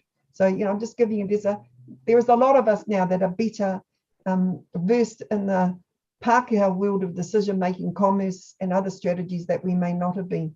It may be overwhelming. There's too many of us, can I say, so keep the lawyers out, but look for skills that are actually able to help with that. Resourcing, flexibility and innovation, Tina emphasised, I can't disagree, but we need to build our own cultural capacity. I think 2 councillors said that there's a broken system. We need to acknowledge that, and then we need to develop our decision-making processes in accordance with the way we did it. I have a real difficulty in this voting process too, while we're talking about this, with the ability of, say, 1,000 Australians, Māori, living in Perth, dictating what the tangata whenua are doing back at their marae. These things need to be talked about as well. You know, yes, they have a right of participation, but the primary rights holders are those that are at place looking after the resource, and they should be prioritised in that cultural capacity, who's invested in, and why we are spending time nurturing the range of skills we need to maintain our kaupapa. Can I go to the next slide again? And it all comes back to that hierarchy. I can't emphasize it enough. You know, Maori Marsden, I don't know if you've ever met him. I think he was one of the most astute philosophers of our world, in the Maori world. He was an Anglican minister. He spent a lot of time actually with John Tapiata of Tauranga. They both wrote amazing works together, and Charles Royal put them all together in a number of publications. But this understanding that it's the mana atua, the values and principles, so that's the pristine institutions of those primary rights holders, which is the spiritual world, guide our human relationships, that is the mana whakahaere and the mana tangata realm, to ensure the well-being of our mana whenua, our mother, Papa Tuanuku and the Taiao. I think it's that obligation of rights that we've got to come to terms with. And it's a critical time. You can't look at the RM reforms absent from the Climate Change Adaptation Act or the Three Waters Act or Te Mana o Te Wai. There's an intersection, and I'm hopeful that we don't duplicate this. We have these same mana whakahaere councils working with Three Waters, working in climate change adaptation. So there's no duplication of effort anywhere. And we can start to focus on the guiding principle of we have an obligation to the Maori o Te Wai, to the Maori o Te Taiao, and we have to look after that because that's our primary obligation. And I think we've provided a mechanism of how that might happen. You're well down the ladder in the steps to achieve that. I urge you to take greater steps. And I also am supportive. I'm very well, you've got a CEO that hassles the hell out of MFE and Mr. Parker, the Honourable Mr. Parker. I'm really glad that this council is that far-sighted. Some of the other councils have been a little bit sitting on their hands. So that's what I'd like to say today. And any questions, I'm happy to answer them. Kia ora, Annette. I'm going to open up for questions now, councillors. Okay, I've got Councillor Iti, Councillor Clark, the first two. Kei a koe, Toi.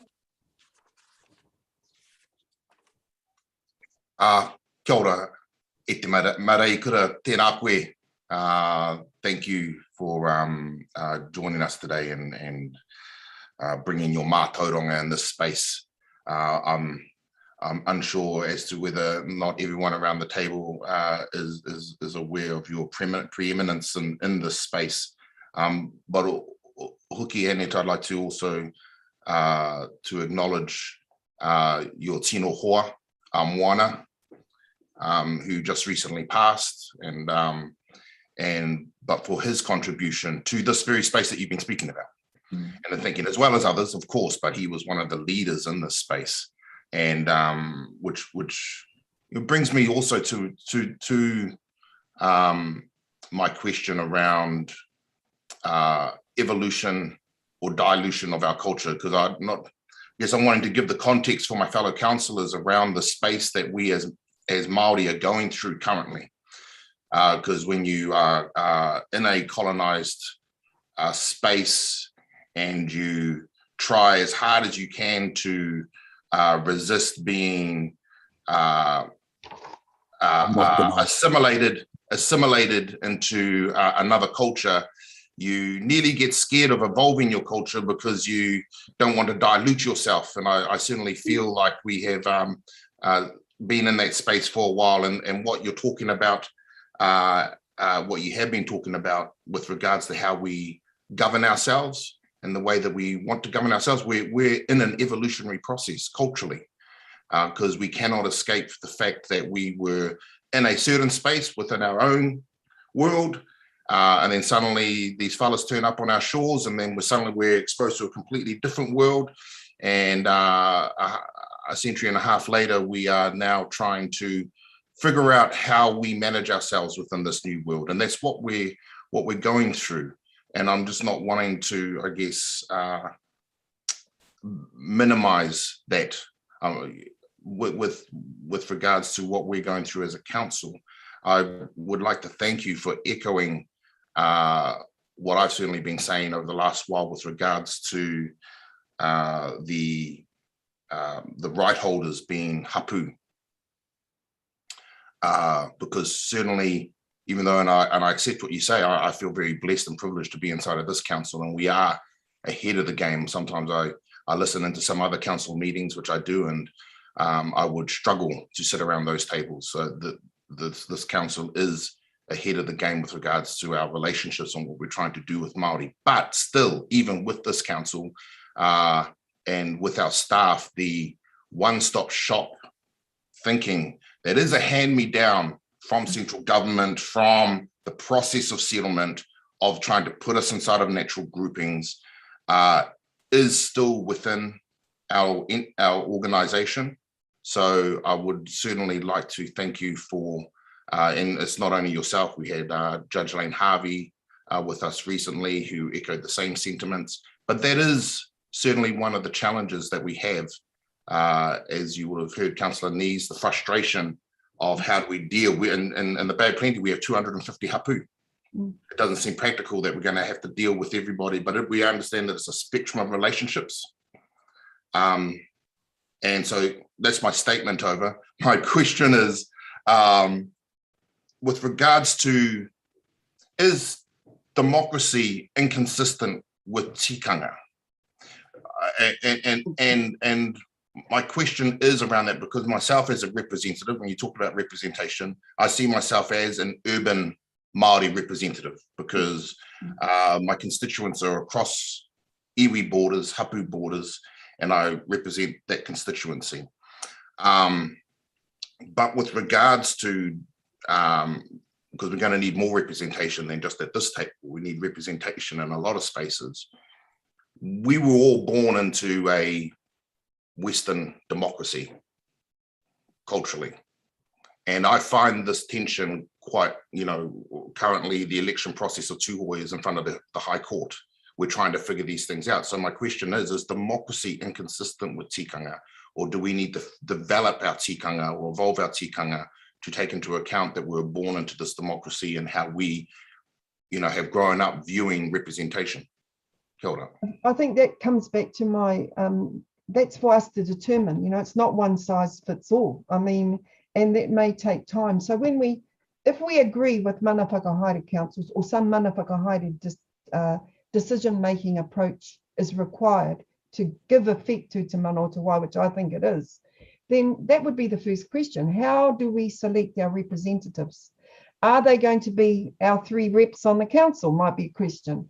Or are they going to be the representatives from the Kaumātua Council? Or is it going to come from the Te Arawa advisory group on freshwater? That's your first question. And that's democracy in place, is how you set up the process of selection. I don't think we prescribe it, but we should prescribe a process, a time limit, saying you need to call a hui, you need 2 months to work it out, and this is what we need at the end of it. A process, selection criteria, who, and for their term and their accountability. I think there are, I'm not saying we be prescriptive of everything, but you need to set a process up. You can't just have hui after hui after hui. I've been around long enough for that. And then suddenly you have a new person at the hui, and then it's all back to square one again. So we've got to make sure that we've got processes of participatory decision-making early. I don't think it's about democracy versus tikanga. It's about tikanga working to see what it needs to meet in modern Aotearoa 21st century for the needs of its whānau hapu members. And that's a decision we make. And I ask the council to support us with resources to facilitate that. Kia ora, Anne. Councillor Clark and Councillor White. Kia ora, Annette. Councillor Clark here. First, I'd like to thank you for acknowledging your upbringing in Taniata as a Sykes. I know your family well. But also mentioning 100 years as Sykes upon the awa, the whakatane, and that Pākehā Tauiwi side association with the awa.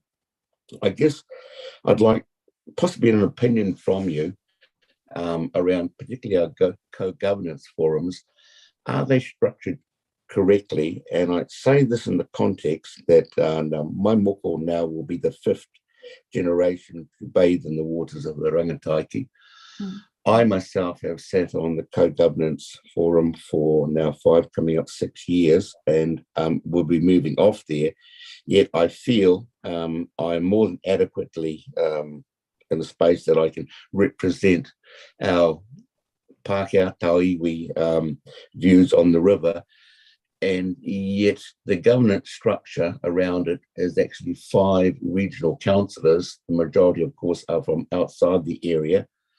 Is that an appropriate structure, or going forward, would you see potentially a role, particularly for families such as mine, generations upon the river, having a role in co-governance discussions? Can I go back to the first slide of whoever's helping me here put it up? I agree completely that it's at place, and you need to, both sides, we need to be both thinking, who's going to best protect that water, integrity of that water at place. And in the bidural approach that I've got in that Te Manotawa diagram, you'll see mana whakahaere governance, but stewardship, care and respect. And that understanding at place is really important. I'm talking management together, not ownership, because remember, I'm the lawyer still trying to seek ownership of the waters for the Waikato River, not to deny Pākehā relationships there, but to protect our ownership rights that were being affected literally by unilateral decisions from the Crown. But I also inherently believe that in the manaakitanga values that we have, we care and respect our place together with those that live with us in that place. But those are things that we work out. So on the Maori side, we get our kaupapa worked out, then we sit together and we work out those relationships. And putting my Pākehā lens on, yes, we should be having a majority at place of councillors from that place. Similarly at Rotorua, Councillor Thurston, we need people from home here on those decisions. And I don't want to be casting aspersions, but you just don't feel the changes in the space unless you actually got an intimacy with it. Taru, that's why I think you've got the 3 councillors, haven't we? We've made sure you're over the whole 3 places, so that intimacy of understanding assists in the decision making. It's no different. Kia ora, Andy. Kia ora. Can I add one thing? As a farmer, there's a hell of a lot of farmers. There's more than 500 odd farmers. There's 220 iwi things, not that hard. We don't all agree at farmers. I used to hear my father going in heads and nails with the pig farmers versus the cow farmers, the dairy farmers versus the sheep farmers. There's a whole lot of diversities in our communities, and we all have to sit down. My father, what my dad was like. So, I don't think these are just Māori difficulties either. In this new RMA space, we all need to sit down and work out what's best for the water. And that's a big shift in our thinking and our obligations to the water.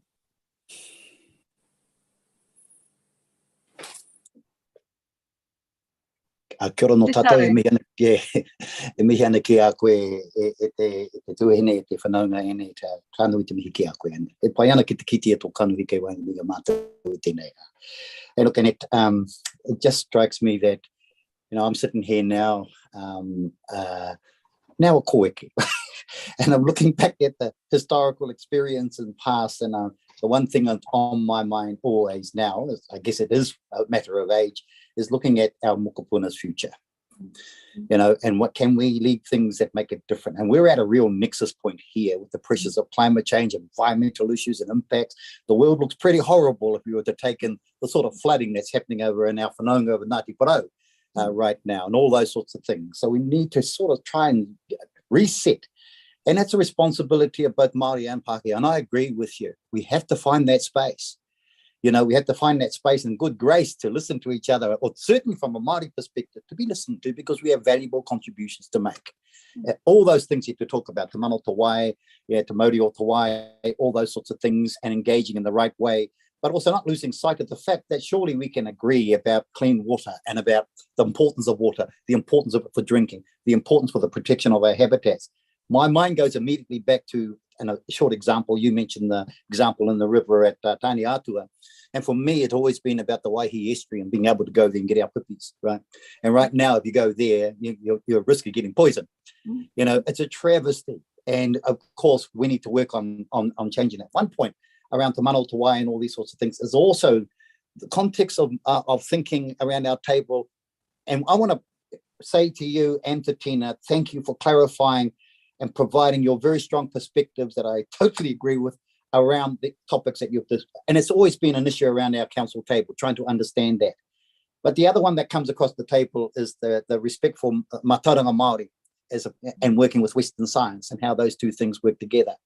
It's locked into the sort of conversations that you and Tina have been having about listening, about accepting that there are other value contributions to be made here.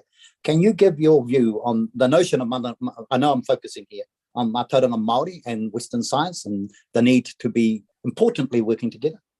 So as part of the parallel amendments to the National Policy Statement on Fresh Water was the NOF changes, and looking at the NOF measures based on mātauranga Māori and putting in particular measure around mahinga kai. So one of the first things we know in Māori science when things are going wrong is when we can't get inanga from our waterways, or we suddenly see a depletion in other fish stock that we've always, like our tuna.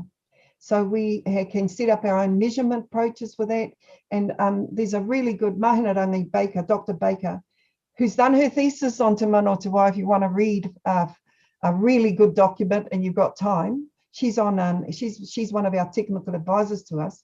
She's done a project with the Wellington City Council to rejuvenate the bringing back of eels right in the middle of town at Waiwhitu Marae. And using our mātauranga Māori, our experiential understanding of the names of those creeks and awa, those waterways, where the tuna traditionally were, and then working how to restore that. That's the video that we've got at the end in one of our notes for you, Taru. I think Mātauranga Māori, it's been recognised, but it hasn't been utilised. And that's why I think in the new statutory obligations in the NOF, Mātauranga Māori is of equal comparable responsibility as anything else on this at the moment. And, you know, things that I took for granted, I've just realised may have made me a scientist as a young woman. You know, my grandfather, for example, used to always walk the lake at Rotuita in the mornings because he was looking to see what was the experiential change from yesterday with respect to the water flows or coming through. At that stage, we didn't have the kaituna cut in it, and that would have impact on the pollution that would come down in our end of the lake. Now, all those things, I think now we are going to consolidate that. We have Māori scientists, we have planners like Ms. Parau, all of them bringing that data together. The Lakes Trust with that whāriki they just laid out for the reconstitution of a process to revitalise Koura, freshwater Koura. Those are the mechanisms that are going to see the fruits of that recognition. Yeah, we had a wonderful presentation, Annette, from Associate Professor Kura Paul Burke, when the kina is fat, the pohutakawa are blooming. And of course, she's training a lot of our young people to dive, to understand marine ecology.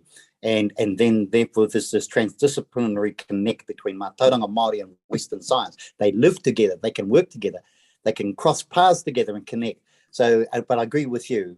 There is a level of understanding, yes, appreciated, but the implementation and acceptance and the implementation is another matter. So thanks, Annette. That's all I've got to say. Can I just add, and you have to, you know, that's what you do as decision makers, as councillors. You know, you have to weight that stuff. And it's, you know, that's the importance of your job. And I don't think you should be fearful of that. I think you've got clear direction statutorily now to assist you in how you make those decisions. Kia ora. Thanks, Annette. Thank you, Ken. Thank you, Annette. I don't seem to have any further questions from the councillors. I thought there was you, Paula, but you've disappeared somewhere. No, I don't have a hand from Paula. No. Yes, I do. I thought I saw Paula's hand. Councillor Thompson. Thank you. Can I just say, whoever thought of inviting Tina and Annette to present to us needs incredible congratulations. I mean, this has been the most thought-provoking material that I've heard in a long, long time. Not all of us can absorb it, you know, quickly or possibly easily. But there is no question that Aotearoa, New Zealand, stands at a constitutional, I guess, what's the word? Change. Crossroad. Thank you. Absolutely, without question. For some of us, that is incredibly opportunistic. For others, it's incredibly fearful. But, you know, a strategy around that is how do we amass the kind of information, knowledge and wisdom that will really guide us into a bold new future. And I just want to say, you know, for me, I guess I'm just realising how privileged elected members currently are to be in these positions where we're facing these enormous opportunities and challenges, and how we need to think differently and respond differently and innovatively. And if I had one issue, Mati Moana, that I would say about our council is that unfortunately, maybe due to COVID, we haven't had the opportunities to sit around and kōrero around these enormous opportunities and challenges as we possibly could have. So all I want, long story short, amazing presentations, thought-provoking. Some will see it opportunistically, others will see it fearfully. I say, let's just absorb it and maybe carry on the kōrero as we should going forward. So I just want to say, Annette and Tina, wow, thank you. Thank you. Thank you, Paula. Well, I guess it's back to me. Well, you can see, Annette, hey, that, you know, the thunder gets stolen from me because I've got to let the members speak.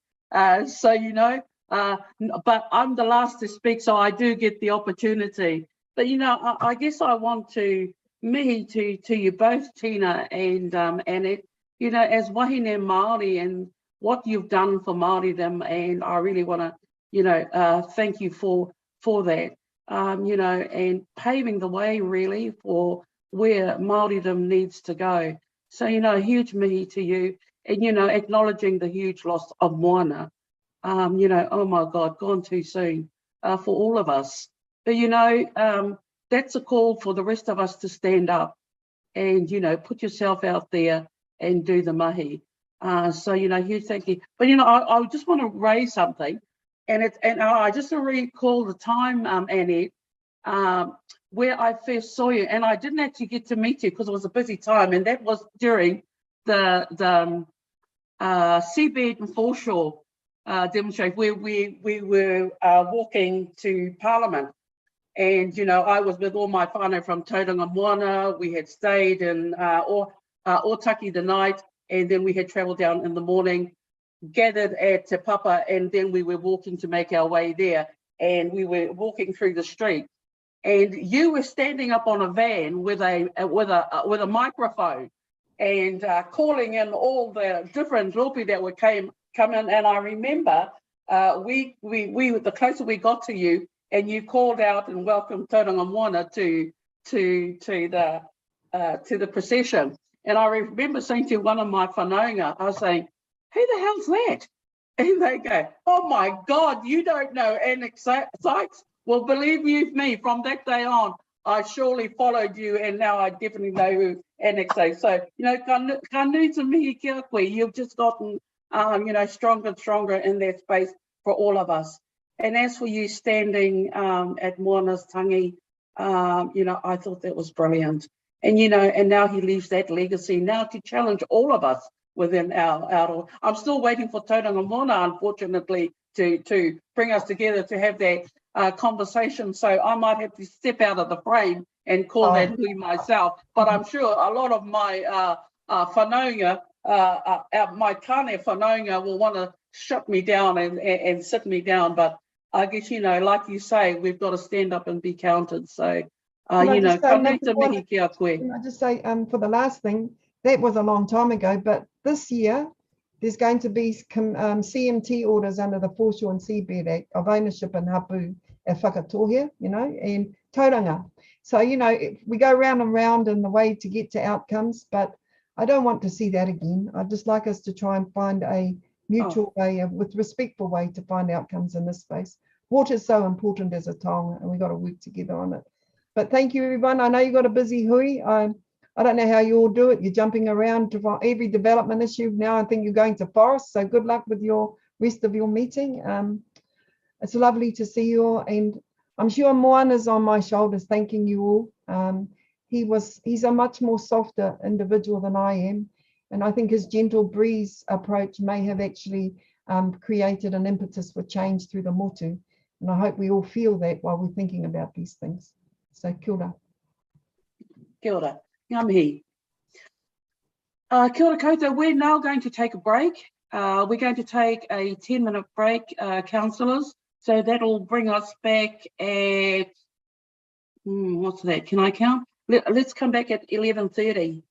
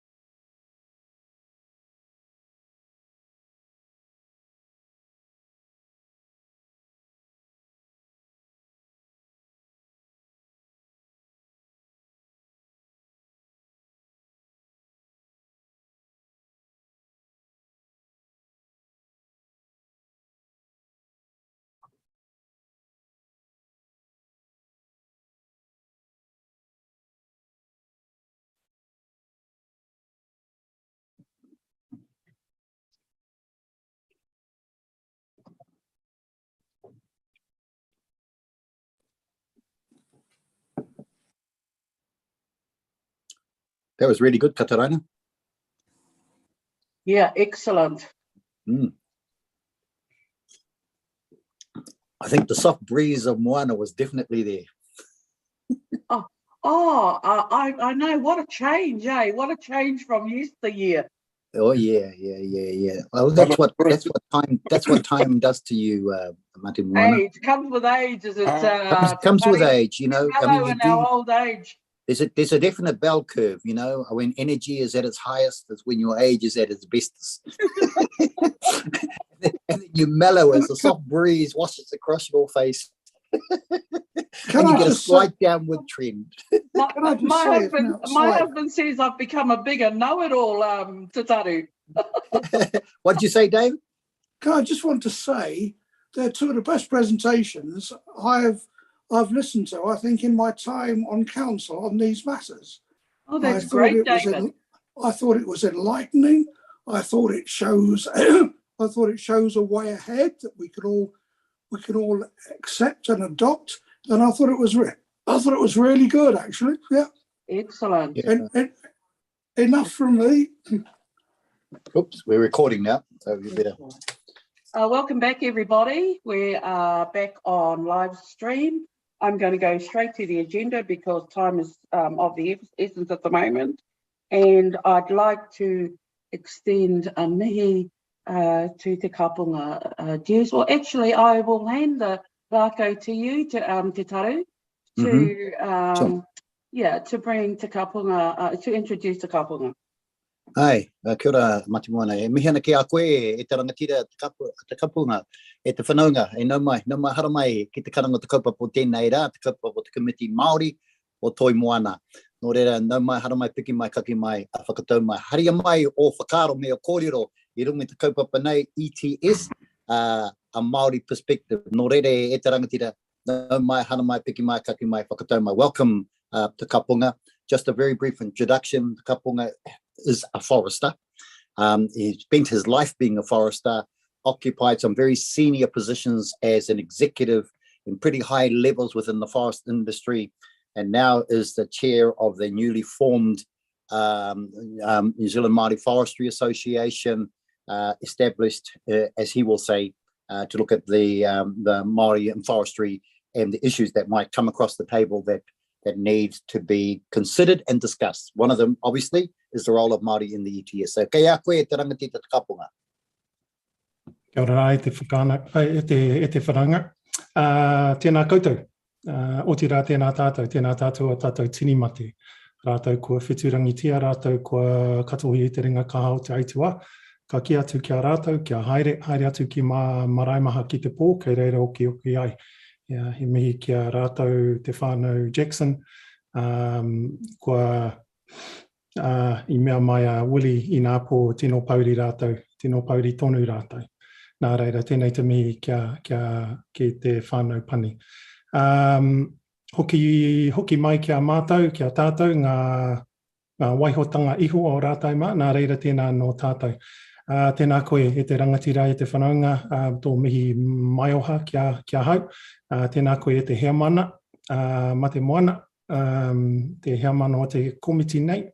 Tēnā koutou ngā rangatira o te komiti Māori o te kaunihera. Tēnei te mihi mai Ngāti Porou, mai ngā te arawa whānui, mai te whakatōhea ko te kapunga Jews ahau. Thank you for having me. I will try and keep brief. I see we're already off agenda in terms of time frame. I make no promises about getting us back on that, but I will attempt to be brief, and there will be some bits that I'll probably cut out as a function of listening to those kōrero from those mārei kura before me. So yes, for my sins, I have been in forestry for most of my career, and as I say, for my sins, my last role was as CEO of PF Olsen, the largest privately owned forestry company in Australasia, located here. Unfortunately, I wasn't able to do the things that I would like to do for Māori and for the environment in particular. in that position. So I exited that business and started our own company, which is assisting Māori landowners, empowering Māori landowners to awaken our land through forestry. And it's through that function over the last year and a half that we've then started a Ngā Pauatane, which is a National Māori Forestry Association, very much in its infancy, and with the goal of empowering Māori landowners to have a voice, whether that be with council or with government, a robust but constructive and strong voice for Māori and Māori issues, and also as a augmented support structure for Māori and Māori landowners to assist in the space of forestry, because we don't really have anything that provides that service or that support to Māori as landowners across the spectrum. Because as you've come to see, just because we might be talking about forestry, we're actually talking about forestry, we're talking about our land, we're talking about social and economic development, and we're talking about the environment. So as per normal, we don't like to be confined to just one silo. So on that note, I'm going to launch into a presentation. I apologise, Shari, I've decided I am going to put this presentation up, so I'm going to have a go at sharing the screen. And you provided some fantastic instructions. Now let's get that out and hit the share screen button.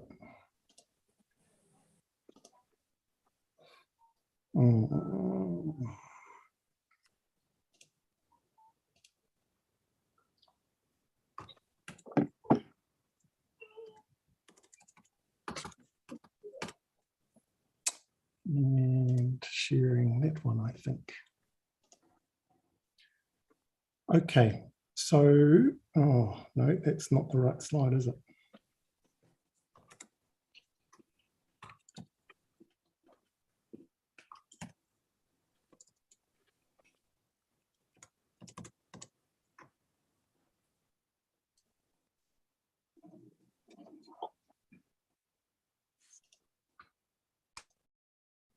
All right. No, that's the wrong screen. Okay, what can you fellas see? ETS consultation, a Māori perspective. That's filling the whole screen? Yep, that's good. That's good size. Okay, ka pai. Mō takuhi. So I've given a brief overview of what Ngā Pauatane is about, and just an opening statement is simply to say that Māori want exotics in the permanent category. And the ETS is currently consulting on removing exotics from the permanent forest category. I'm not going to go into everything, but I'm going to try and provide a brief overview of a Māori perspective. So why do Māori want permanent exotics in the permanent category? We want the ability to sustainably develop our lands. And what does that look like, and why do we want to do that? It's sustainable development, and the permanent forest exotic category is aligned with our values. It's financially enabling for us because we find it difficult to become financially enabled with our own lands for certain reasons, and I'll go into those. There's an alignment with our land holdings, the type of land that we have. And I guess even perhaps more importantly, there's a pathway from exotic into Indigenous forests that opens up through this category that not only provides the pathway through to an Indigenous forest that most of us have a natural affinity to, but it also provides the financial and economic benefits in order to get there that are not currently in existence. So the first thing that I wanted to do, and I don't want to go over this in a lot of detail, but in summary, just to be really clear, the emissions trading scheme is an artificial construct. It's designed to influence behaviour, and it has a very tenuous correlation with international accounting, with the National Adaptation Plan, the Emissions Reduction Plan, and everything else. So, there is no direct relationship between the ETS and climate change. And that's an issue that most people don't quite understand. There's this misconception that the ETS is the methodology for constraining and providing removals from our carbon emissions. And whilst that is notionally true, it is a construct and it's designed to influence behaviour. It's not designed to eat up all the carbon emissions and provide an offset for our emissions reductions. I can go into that a little bit more, but I wasn't going to do a crash course on ETS 101 today, unless, of course, I get some questions in that space to validate that. And that perception of the ETS doing that is actually a problem, because it starts feeding into the rhetoric around how it should be used and what it should be used for. It's one of those very blunt instruments, and in fact, it's not designed to help to deal with climate issues. It's designed to influence behaviour. That's the point of it. So I'm not going to spend a lot of time talking about this, and I'm not going to do that simply because you have spent a lot of time with the previous speakers who have talked about a lot of this stuff. So I'm just going to flick through that. Maori and research supports this. Maori have a tendency to be quadruple bottom line oriented rather than just profit focused, maximization of shareholder wealth, as I've been doing for most of my career. Whilst I personally don't like the categorizations that's arrived at in these contemporary research, these researchers do conclude that Māori and Maori organisations are driven by this multiple bottom line more than just profit. I won't go into, you know what papatuanuku and whenua are, looking after our planet, looking after our people, making money, absolutely, and alignment of the purpose with our own aspirations and goals. A couple of things I will mention in here is, firstly, obviously, whenua being land is also the Māori word for, which you probably know, for placenta, or the place where tangata come from. Hence the reason, that wording is not a mistake. And it's aligned to our kaitiakitanga of papatuanuku. At this point, and at the risk of offending almost every farmer in existence, I just want to say very, very clearly to this committee, any forest is better environmentally versus any pasture. And this is one of the things that some of these groups, these self-interest, well-funded farming lobby groups are good at misconstruing the information, and they talk about how forests are bad or pine forests are bad and so on and so forth, but they do tend not to reference versus what. And that's important because it's versus what. Dare I say, a pine forest or a redwood forest from an environmental perspective is better than any pasture, anywhere, anytime from an environmental only perspective. However, we'd probably argue that an indigenous forest, a high forest, is probably better than a pine forest or a redwood forest. There's not a great deal of dispute about that, although the research is out on which is actually better. But as Māori, we feel that an indigenous forest would absolutely be better than a pine forest. However, environmentally, any forest is better than pasture. Therefore, we are, as Māori, naturally aligned to the idea of afforestation. So that's the first point. The second one is just providing some context, and dare I say, you probably already know this from a land characteristics perspective. Our land lends itself to afforestation. We used to have 27 million hectares. We now own roughly 1.6, depending on what paper you read. Could be 1.5, could be 1.7, something like that. 80% of our land is on land use classification 6 to 8, means it's tiger country, it's steep, it's erodible. possibly got some, geology issues. And the majority of it is remotely or regionally located. So it's in the back blocks, it's in Tāneatua. It's at the back of Opotiki. It's not far from at the back of Whakatane and Tūhoe country. It's steep and it's heavy going. We also have 50% of our land which is considered underutilised. Now, we've got to be really careful about using words like that. There will be land that's underutilised by intent, but the majority of our land is generally underutilised, and there's a number of reasons for that, and I'll talk about one of them, which is finance. So our land characteristics in themselves lend itself to forestry. Land use classification 6 to 8 is good place for forestry. Underutilised means it's not making any money, so therefore it would be a good idea to actually generate some economic wealth from these lands.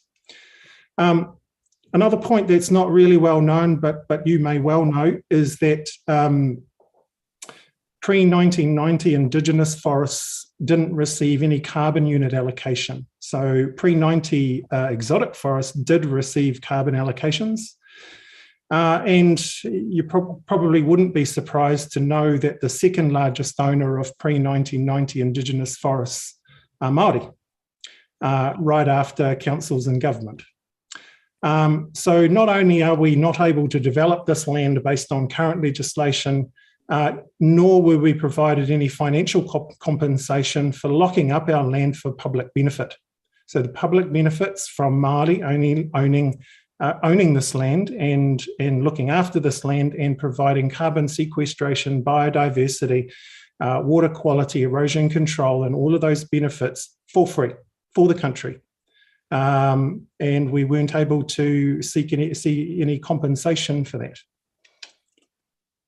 Again, all of that lends itself to afforestation. The permanent category with exotics in it will enable the financial uplift of our land. So if you weren't aware, finance on Māori land is a very substantial hurdle for us. It's very difficult to sell. It can be sold, despite what some people say, but very seldom is it sold, and it's very, very difficult to sell. We can't use our land as security. Therefore, we can't mortgage, we can't secure cash or capital injection, as others might be able to do, because we can't sell it. Generally speaking, our land is, or 87% of our land has a governance structure. There is 13 to 17% of our land which isn't currently governed. But what that doesn't necessarily talk about is the capability of our governance structures to govern. Dare I say, I'm not talking about the sophisticated trusts that we might hear, popping up regularly, like Ngāti Whakaue and so on in these areas. But most trusts simply don't have people on them who are overly competent in finance or governance and things like that. It's a lot of the time it's simply the people that show up to the AGMs, unfortunately. And on top of which, most of these people serving on these trusts, they have a day job. They also have whānau. They have a life outside of their trust. They don't get paid from these trusts because none of these trusts make a lot of money. And the work that they do in and for those trusts is both tireless and often thankless. So as a result, we find it very, very difficult to secure funding, to secure capital injection in order to develop our land. Here's some numbers. So I use the impacts and the MPV calculations provided by the government in the RIS, the regulatory impact statement, or the interim one. So if I base my opportunity lost figures on the RIS statement, I get New Zealand gets 17.5 billion opportunity lost from excluding exotics from this category. So that's using government figures, and how that's calculated is an NPV of $50,000 per hectare, as noted in the RIS. If we talk about just Māori-owned land, and that's not local, not just within your constituency, the opportunity lost is $4 to $8 billion. That's roughly 80,000 hectares to 160,000 hectares. So what that essentially means is that by removal of this category, Māori don't have the opportunity to improve our land and therefore realise economic benefit from it. And the net result is somewhere between $4 and $8 billion in net opportunity lost to Māori across the country. And the majority is going to be in this constituency, in Te Tairawhiti and in Te Taitokero. So as a result of finance and being financially enabled, we want this because we want access to this $4 billion. We want access to this $8 billion. And in and amongst that, we can also get financing. Others will come and joint venture partner. We can bring the land, they'll bring the finance. They're happy to do that. It's the ETS is a well-structured and understood system, which will allow the transfer of carbon units, which will then empower Māori to get our land into forest. And I haven't even started talking about the environmental benefits yet. There is a pathway to native. I feel obliged to say that our forestry minister has been in the paper and in various publications talking about how there is no research that supports the transition of exotics into native. At risk of inferring or simply saying he's either lying or misinformed, that's precisely what I'm saying. Interestingly enough, on the MPI Tirurako website, there is a summary of all the documentation that talks about the research that talks about pine transitioning into native. And I could quote some things from that, but in summary, it is possible. On that same website, the MPI website, the MPI have guidelines which show how to go from pine or other exotics into native. They have guidelines on it. They have costs and whatnot involved. So I find it very, very difficult to reconcile what the minister says about no research, and then this is not even as a forester speaking, and then seeing all that research on their own website. There is a pathway to native. As at Whenua Oho, 77% of our clients are interested in pine to native.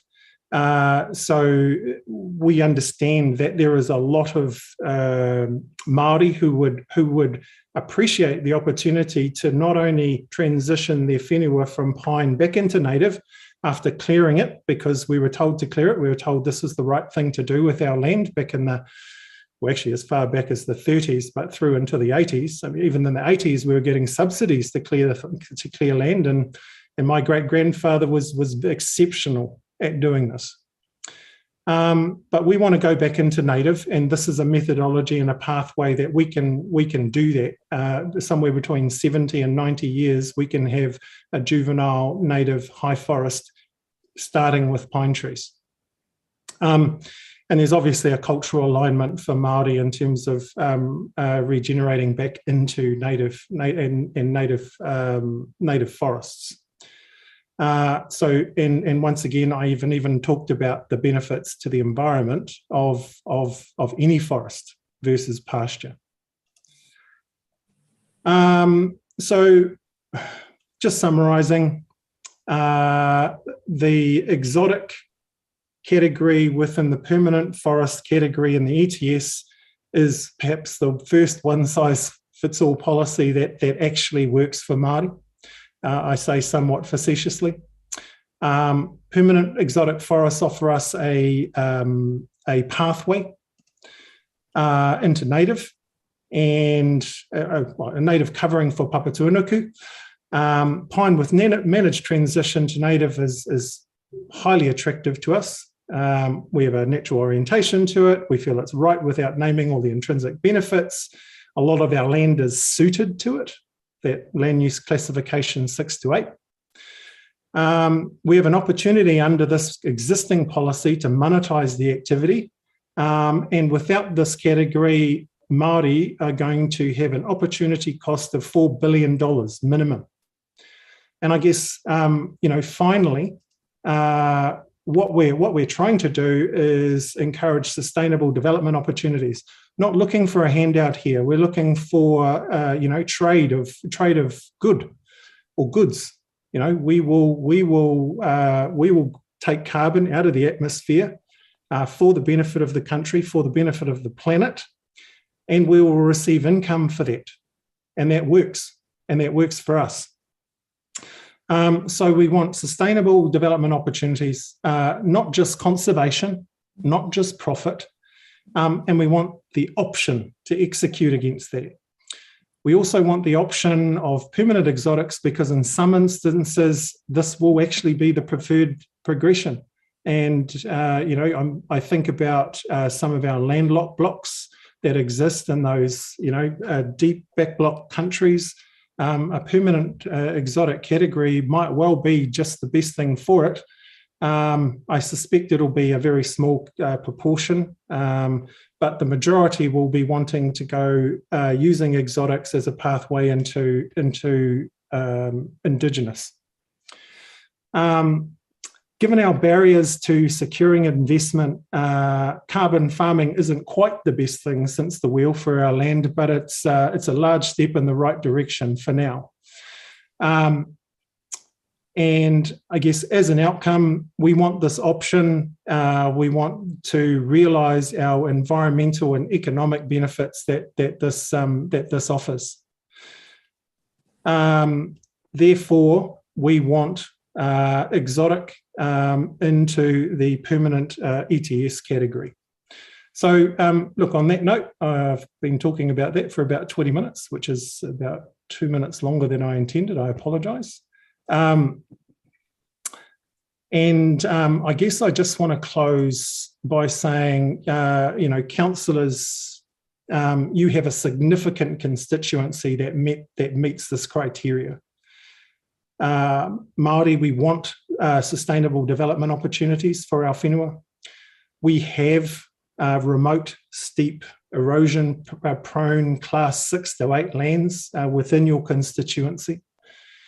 We have an opportunity to improve the environment while sequestering more carbon, and we have difficulty monetising that activity on our lands and even seeking investment and investment opportunities. Where we're looking not for a handout in this particular, we just want access to develop our own lands. And we know that a number of Māori landowners simply don't know that this opportunity is about to be taken away from them, given the speed with which our minister is forcing this through. And we're keeping in mind that we only agreed to this change last year.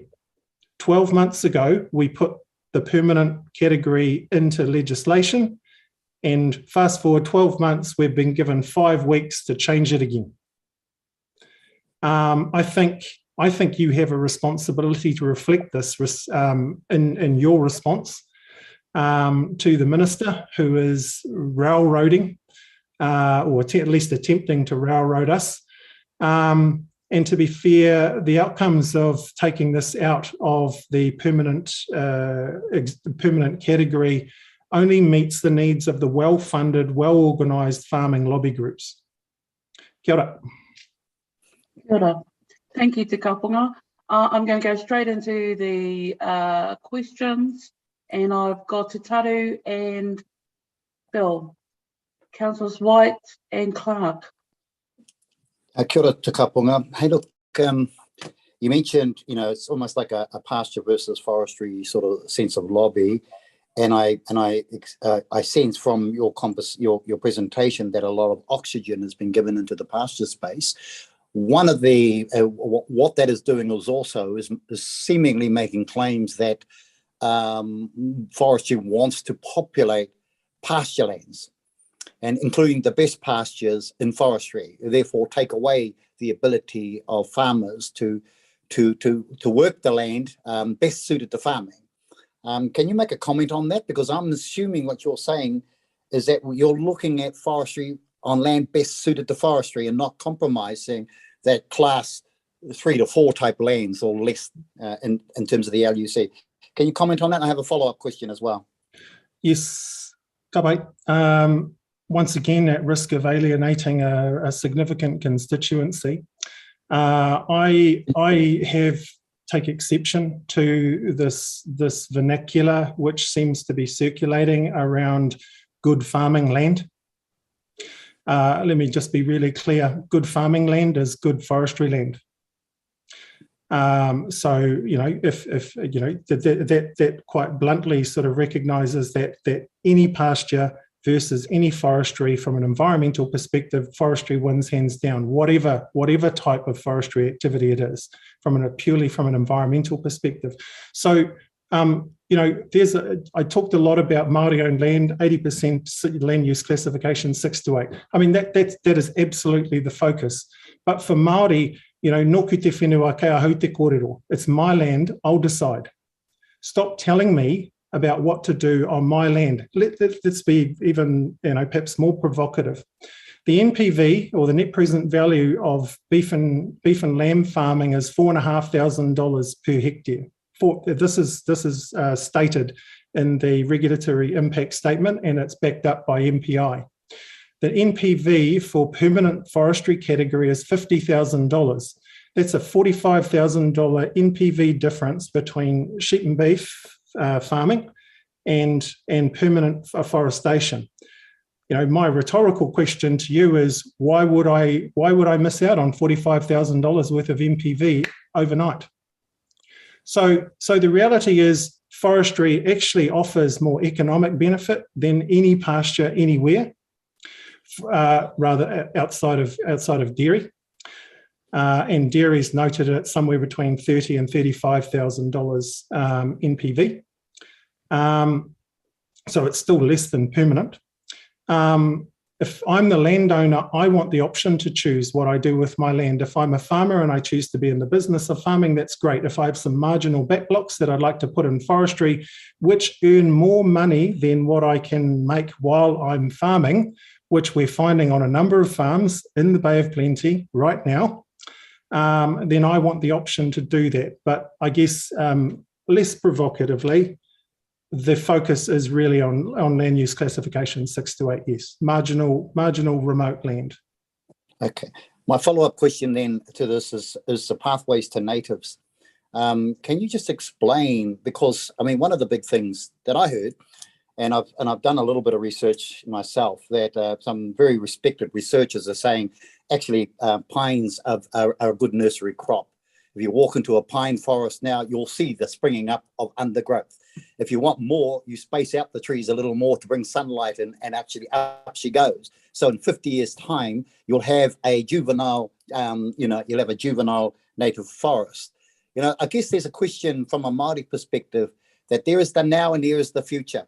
Right now, our landowners are struggling to make an income. And if you look at the Ngāti Porou, a lot of those hills, slipping and sliding, class 7 blocks, what can you do with that? This has given them an opportunity, from what I'm seeing, of being able to make some compensation for their land, being able to develop and reinvest elsewhere, at the same time contribute to the taio, which fundamentally is what you're promoting as well, in my view. But that pathway to natives, because that's another construct that I did hear the minister sort of deny that was a pathway, that natives, that pines weren't good nursery crops. Now that's critical, the nursery crop issues and the best use of land. Can you just comment on that pathway?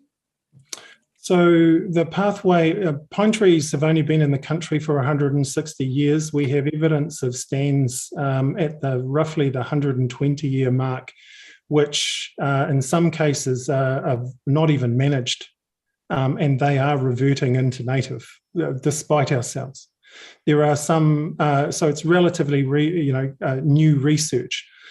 However, a lot of that research points itself or infers the capability to use pines as a nurse crop.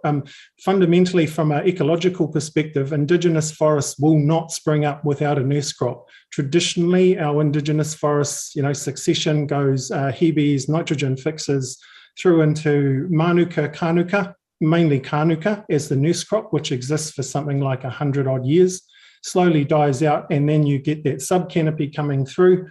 And that canopy then hangs around for another couple of 100 years while the podocarp high forest comes through from the undergrowth. But in summary, all of our succession for the ecological development of our Indigenous requires a nurse crop. Now, whilst in a perfect world, we would use manuka and kanuka and so on and so forth, the relative sequestration rates of both Indigenous manuka and kanuka are so low by comparison to pine trees, something like tenfold better with pine trees.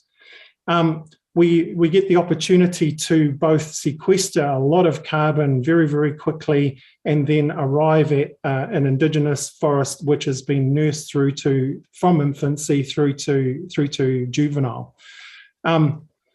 There is a lot of research that supports that. In fact, interestingly enough, some of the documents that the RIS reflects also documents that say it is possible to plant pine trees and leave them, and we will end up with native forest.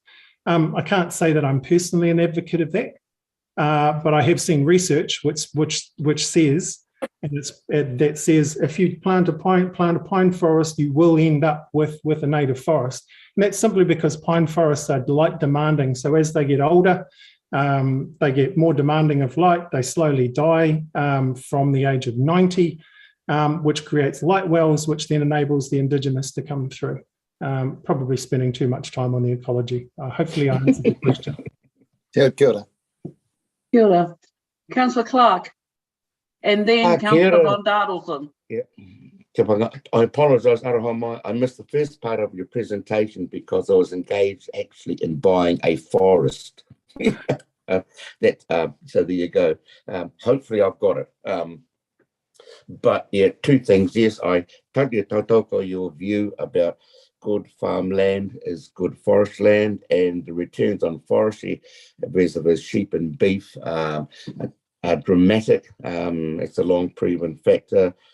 Yes, there are other communities issues in there, but once 100 years ago it was all bush anyway, and there was nobody there, so communities do adjust to that.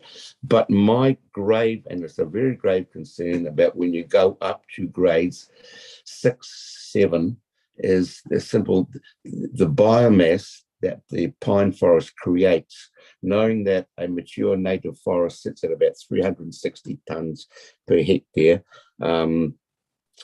then you get a mature pine forest at 40 would likely be sitting up around about 800 or 900 tonnes per hectare on that escarpment. And the weight of those trees on the landscape would have a tendency, I believe, and I think it's been evidenced in parts of the East Coast particularly, would cause those forests to subside and tear the landscape down simply through the weight. And that is why I am quite in favour of pine forests on grades up to probably grade 6. But on a steeper grade, I have great reservations about the long-term stability on that. So that is my case, and I would stand by that. Cheers. Is that a question for comment, for feedback? If you would explain to me your view on the biomass settings on pine forests on steep slopes at, say, year 30 and the potential impact to the environment by slippage. I'm sure you've done the work. Can you explain to us as simply as you can? Very good. So there's a couple of answers that intertwine into answering your question, your position, your statement. So the first one is, what are we comparing it to? So your comparison is native comparing to pine, right? No dispute. Not disputing with you at all.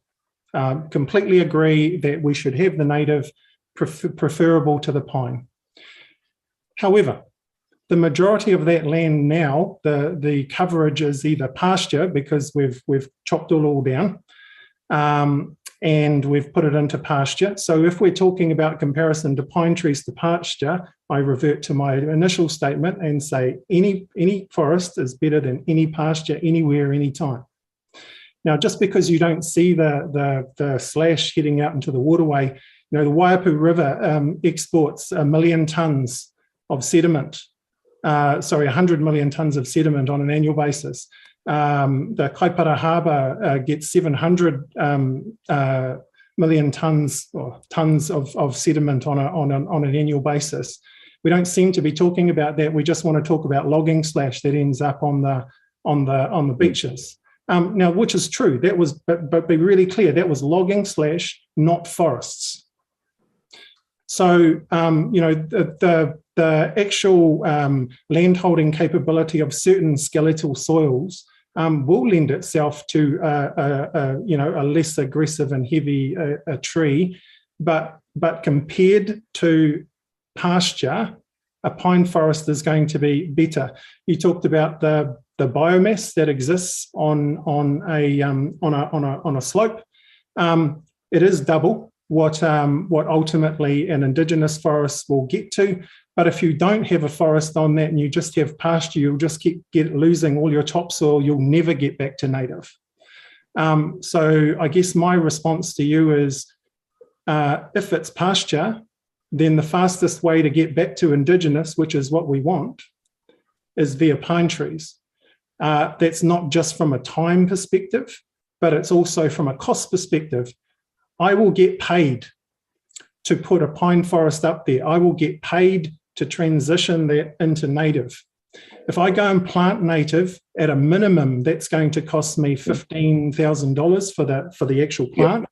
Then assuming they don't all get eaten by all the pests, assuming they actually grow on that soil and that soil type, because they're quite particular, assuming they take when they have no nurse crop, which they really don't enjoy, assuming there's no frosts, no blights, no nothing, and probably assuming another $5,000 to $10,000 per hectare for at least the first 7 years, then yes, the pathway through to native is a very, very attractive option, but that's not what the government's offering. The government's offering no incentive like that. They are simply removing the exotic category from the permanent without putting forward what those options might be. I'd take the Indigenous option every day, but I'd say you'd need to give me somewhere between $50,000 and $80,000 per hectare as a handout to make it happen. Yep. Thank you. Councillor Von Dardelson. Thank you, Te Kapa Taianga. Very interesting presentation, and it just gets me thinking when you were talking about finance and the constraints that you have with Maori land. Just a bit of background. I farmed for 17 years at 5,000 acres. I had Maori leased land that was running out its term. They were 46-year leases, and I developed about 800 acres of that land, which is now actually endearing for the Maori landowners. And I was happy to do that development as part of the lease. And I wonder whether, because what worries me with your premise is the reliance on central government policy over the long term. And I farmed through Rogernomics when suddenly farming the SMP came off, the Supplementary Minimum Price Scheme, and we had to change our way of farming. And we responded to that and successfully. But if you rely, I've watched the price of carbon under the ETS go from starting out at about $15 down to $3 and now moving up post 50, so there's been huge movement there in the price, but and I would worry that you have a reliance on the longevity of that with the history we know about governments over years and how they do change, it can and affect you long term. So what I'm wondering is why there's so much potential in Maori land that is tied up in Maori trusts. Why don't you set up a company of willing participants of the owners and actually lease the land on like a 50-year lease with 20-year rights renewal or whatever, to give certainty to the people who are going to do the development, i.e. you yourselves, but it's then not in a form of ownership that you can't get finance from, because you've got the assurance of that long-term lease, and you will pay a return to the landowner, which just might happen to be yourselves, but at least it allows you to take advantage of Western banking system. And I don't know the answer. I'm just wondering if you've really, because I worry if you put all your eggs into the basket relying on an ETS of the price of carbon to be what you think it is. I've got some forestry myself still, and the value of that, I was going to be a very rich man now from that land, and actually hasn't quite eventuated where we wanted it to. But I'm just imploring you to actually think laterally. Am I in the right space or am I wrong? Kia ora, Andrew. Thank you for your observations. Probably my response to that would be possibly a little provocative. So we've tried that model, leasing land, but we did it for farming. And the returns to Māori landowners have been inconsequential at best over the last number of years. So, and those Māori-owned farms that are currently farming on land use classification 6 to 8, because that's where our land is and that's what we're farming. Our returns, general returns from farming or sheep and beef, because we can't do dairy on class 6 to 8. Anywhere between $250 and $500 per hectare per annum. At a carbon price of $50, my returns to forestry are about $1,100 per hectare per annum. So I'm almost doubling at $50 a carbon price, let alone what it's at now, which is 75, and what the Climate Commission suggests that it needs to be in order to reduce our emissions sufficiently that carbon offsets or carbon removals are inadequate, and people can't afford them, and that needs to be somewhere north of $150 per unit. That'd be consistent with what's happening in both Europe and States.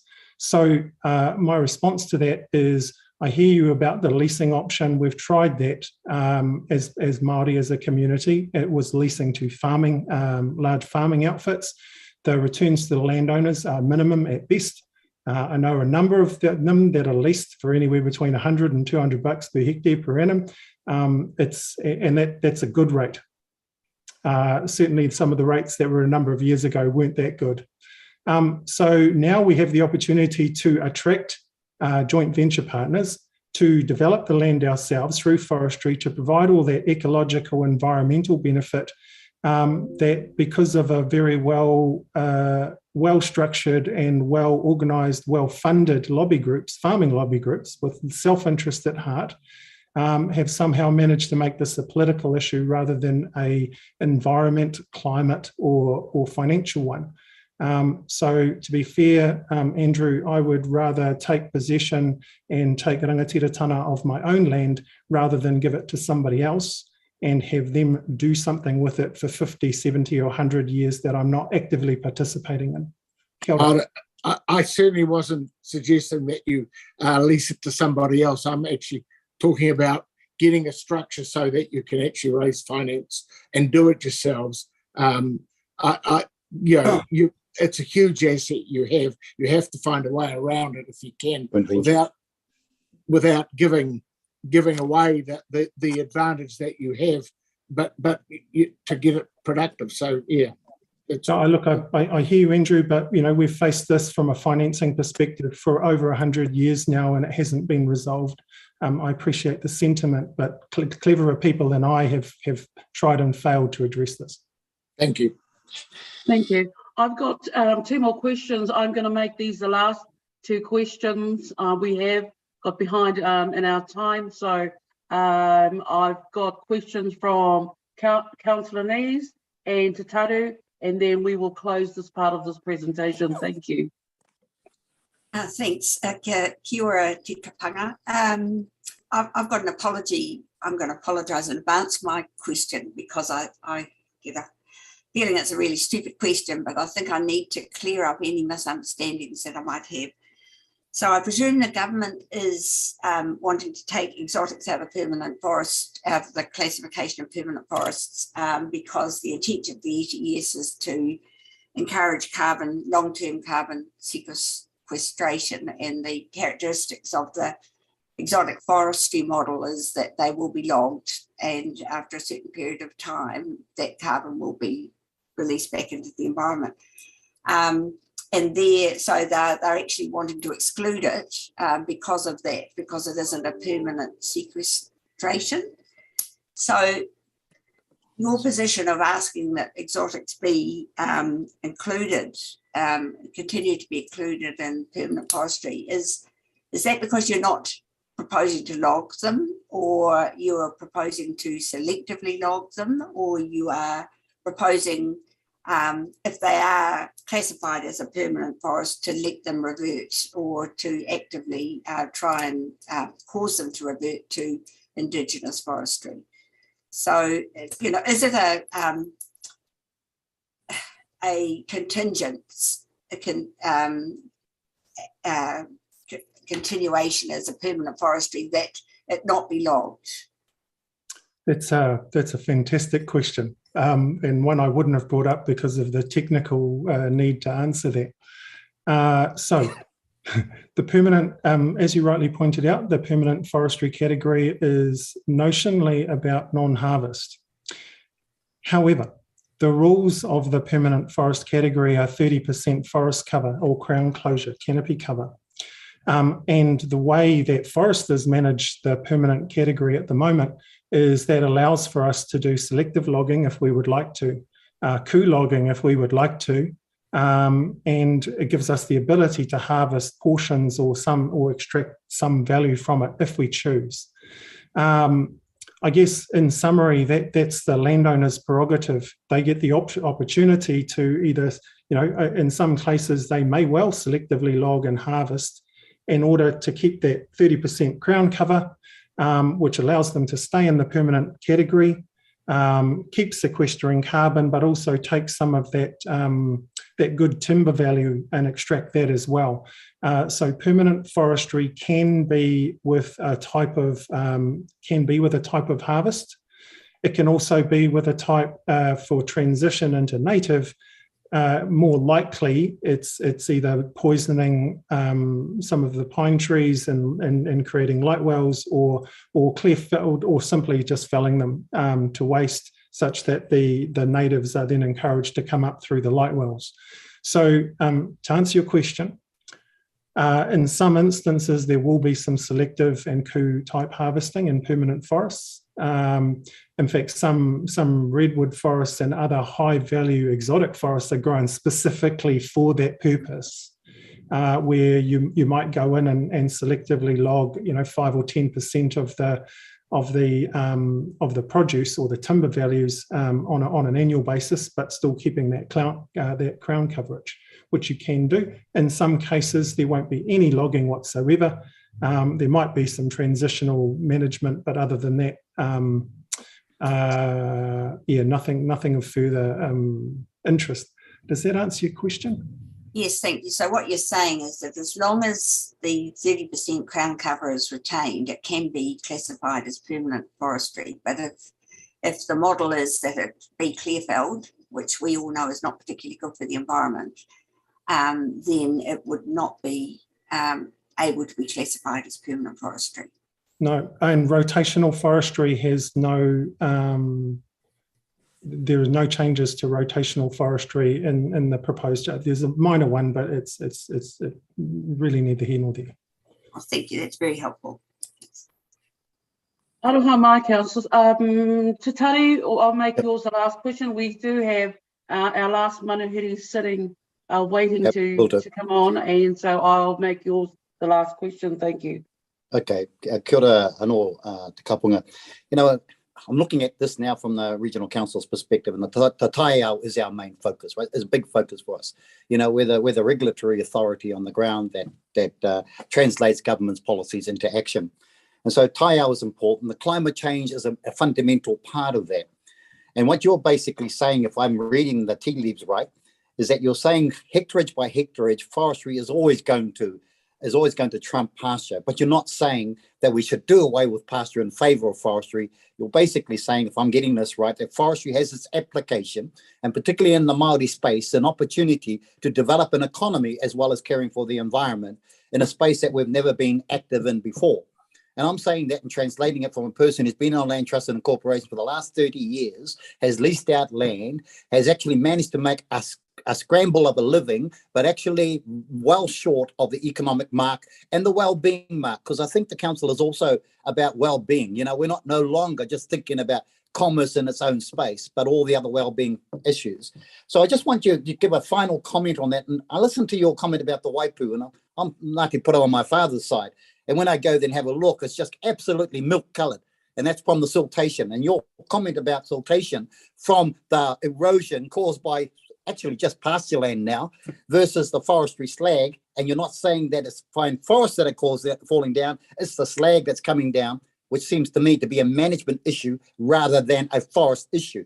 So perhaps you can answer that last one, because the first lot was just a preamble of my feelings and thinking about where we are in the Maori space and our role as the regional council. So can you comment, mate? Yep, absolutely. So the first thing is that forestry / heading down waterways and ending up on beaches is just entirely unpalatable, not acceptable, and just irresponsible.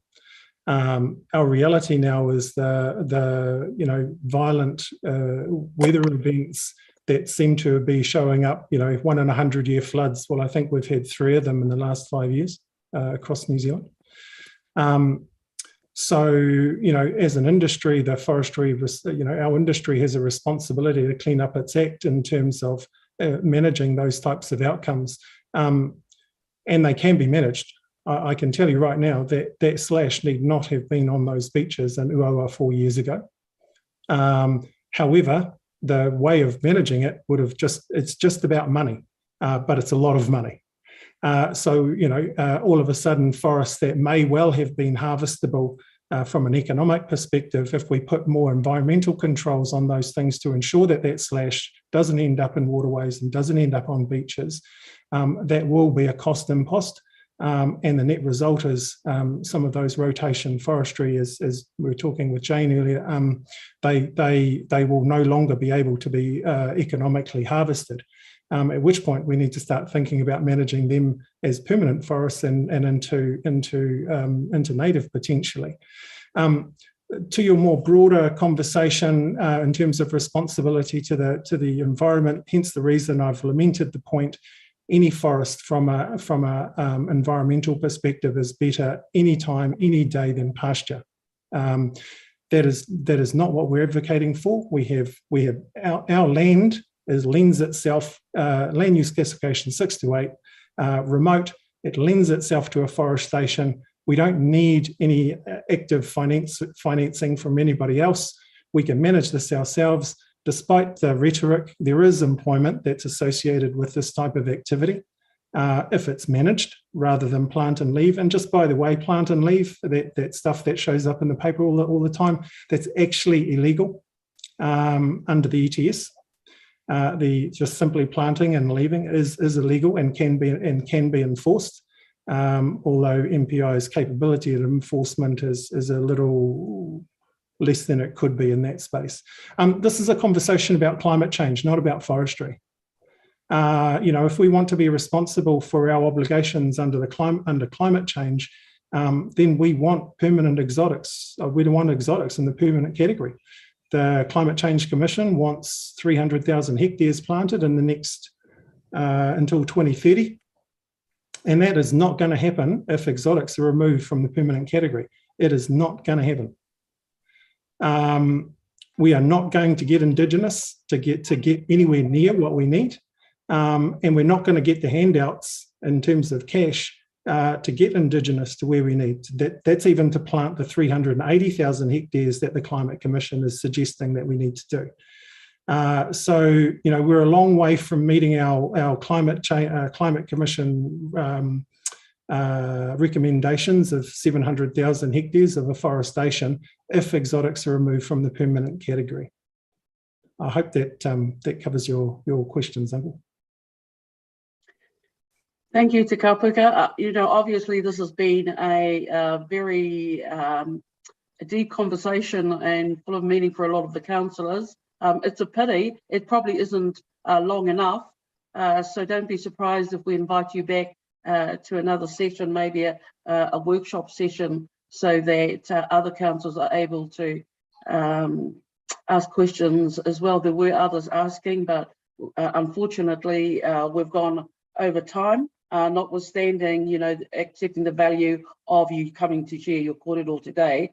And I'm sure that we'll be calling you back again. Just really taking up your kōrero too on your tono to us around our responsibility in responding in our submission to the ETS submission to the Minister. We do have staff that are listening into our who have picked up on that. So we will be addressing that too in our submission to the Minister. So thank you for that, and thank you for coming to share. And I hope, and I'm sure we'll be bringing you back in the near future. Ngā mihi. Ka kite koutou. No, I know we've gotten behind time, and I know our next presenters have got another engagement, but we still have got some time. I'm going to invite them to start their presentation, and because I know that they've got to go, we may be only hearing part of the conversation, and we may have to limit the questions, unfortunately, because we have gone over time. So without further ado, I'd like to hand to the next presenters, please.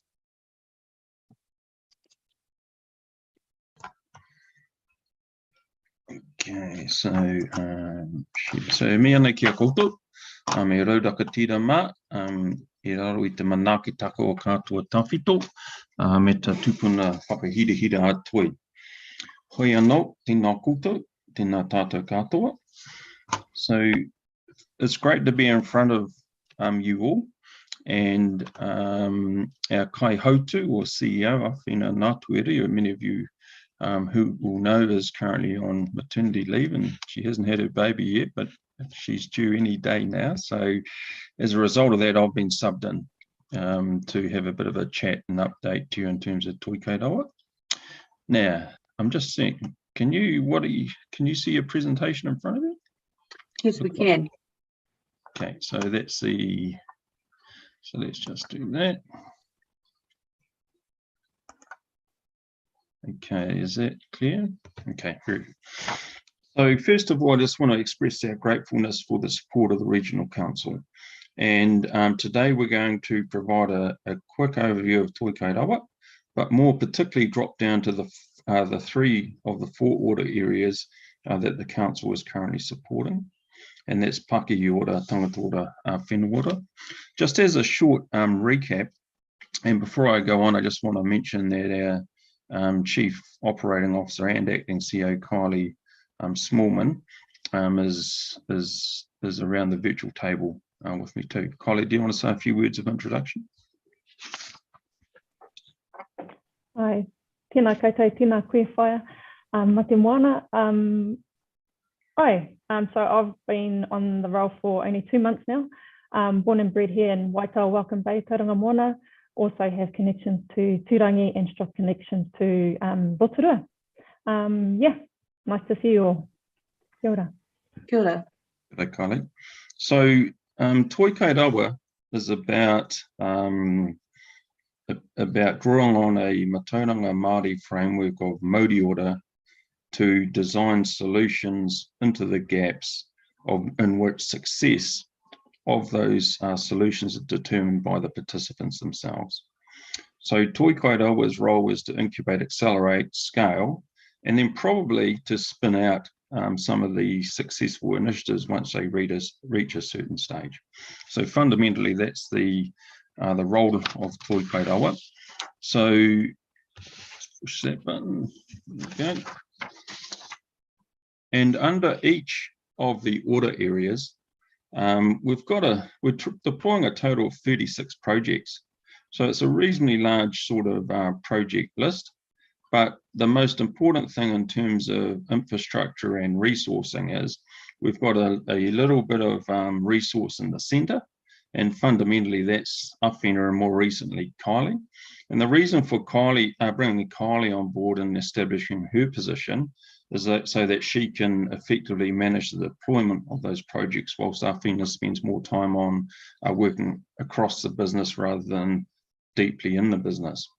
So having a projectized structure also means our 10 staff members are basically their capabilities allocated on a project by project basis. We grew from 2 days a month through to having Awhina for 4 days a week. And we're really proud that with the funding support, but more particularly through delivery, we've been able to grow our staff to 10. And they're all vibrant, young wahine Māori who are very talented. So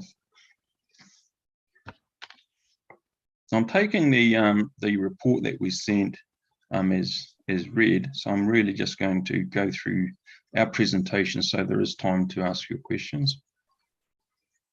In terms of Pakihi order, so there's 2 key drivers here. One is to stand up sub-regional networks across the Rohi, and the process of standing them up again means that those networks will be designed based on the needs within that sub-Rohi. So whilst we're doing that, we've done some work around social procurement.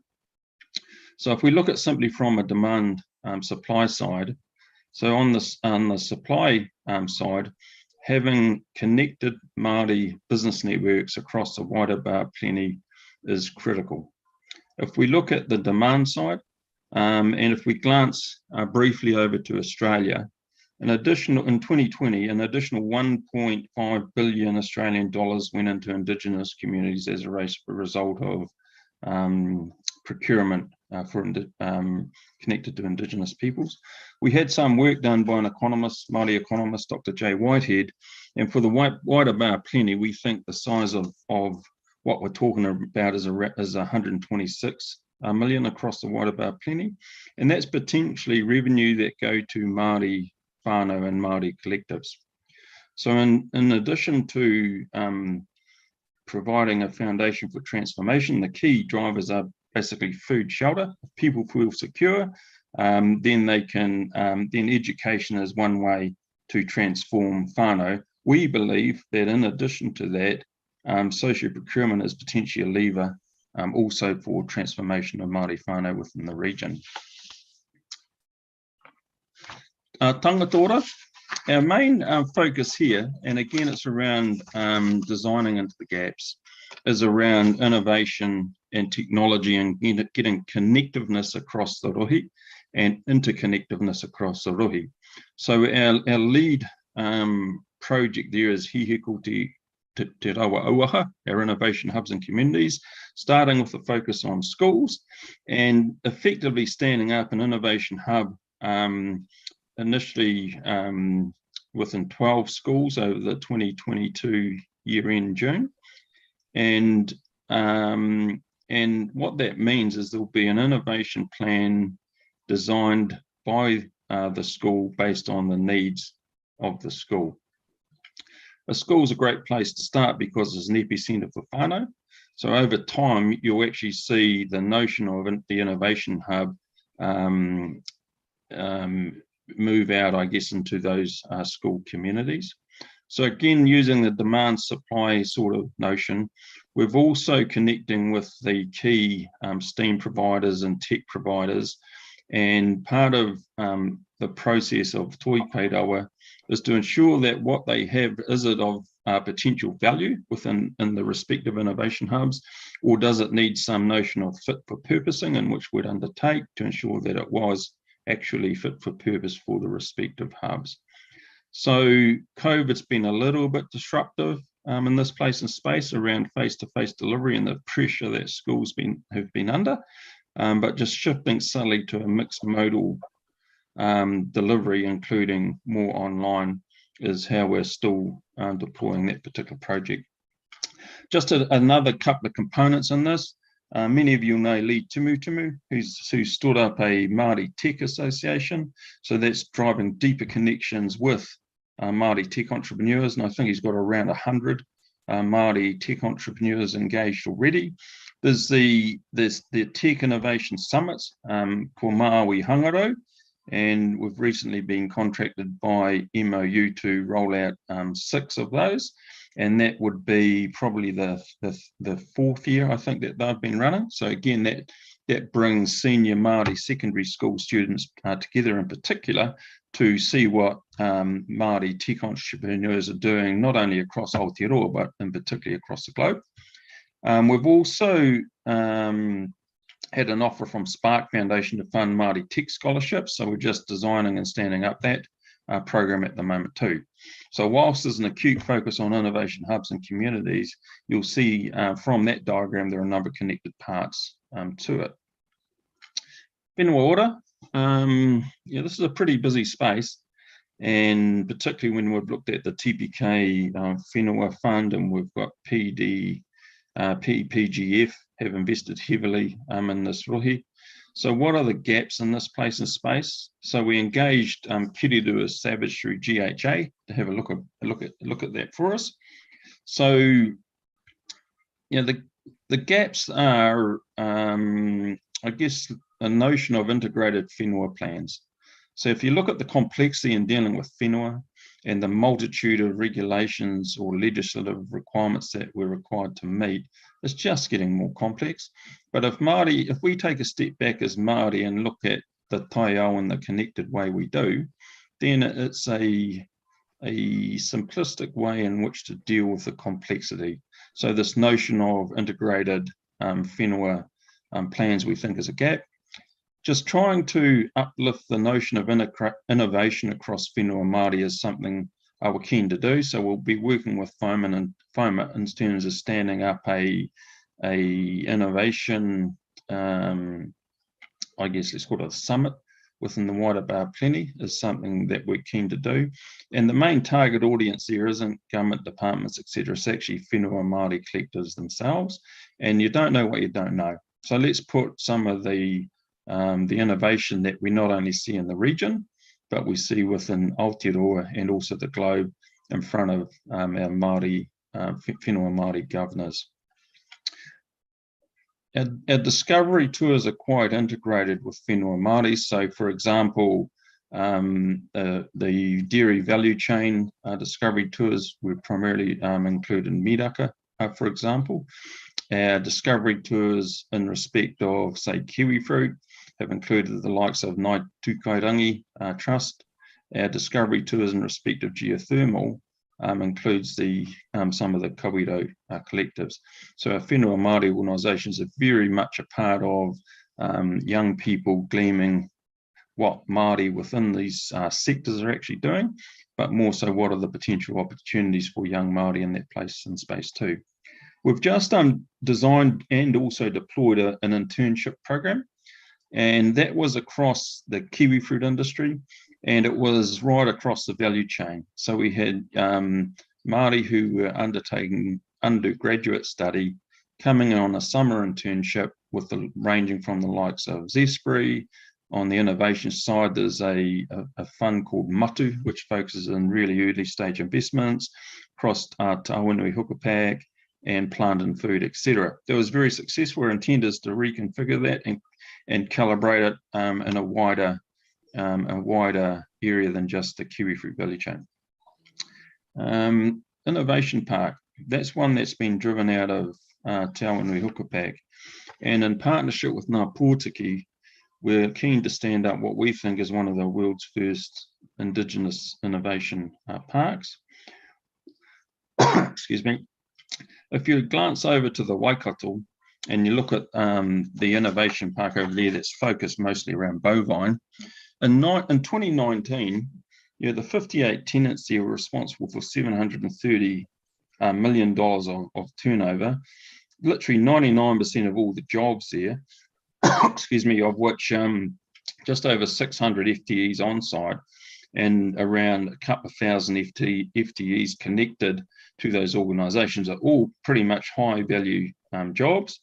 Most of them are engaged in R&D and around half of them are actually exporting.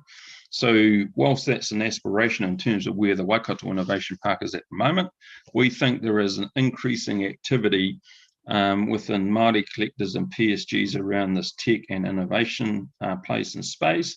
And one of those leading collectors, I think, is Ngā Pōtiki. So it makes sense that we're going to team up with them and stand something pretty innovative up. So in terms of the next steps, on Pakihi, we're going to continue the mobilisation and or activation of the Māori business ecosystem. We're going to move more into the demand supply side around procurement, and have had discussions with the Tauranga City Council and also the council out west. In terms of tangata, it's just about deployment. We want to be across 21 schools by the end of year 2, so we need to get through to our year 1 target, which is the 12 schools, and just keep that rolling. And in terms of whenua order, we've committed to provide a business case around what does a solutions lab, i.e. the gaps in whenua Māori look like, and I've given you a bit of a glimpse into what it probably would look like. And finally, standing up there at an innovation summit, because you don't know what you don't know. And Māori collectors are right across the spectrum of developing, possibly in some cases being undeveloped or underdeveloped, to really New Zealand leading edge organisations. So that's councillors, that's the fly through. So Kylie and myself are happy to take any questions.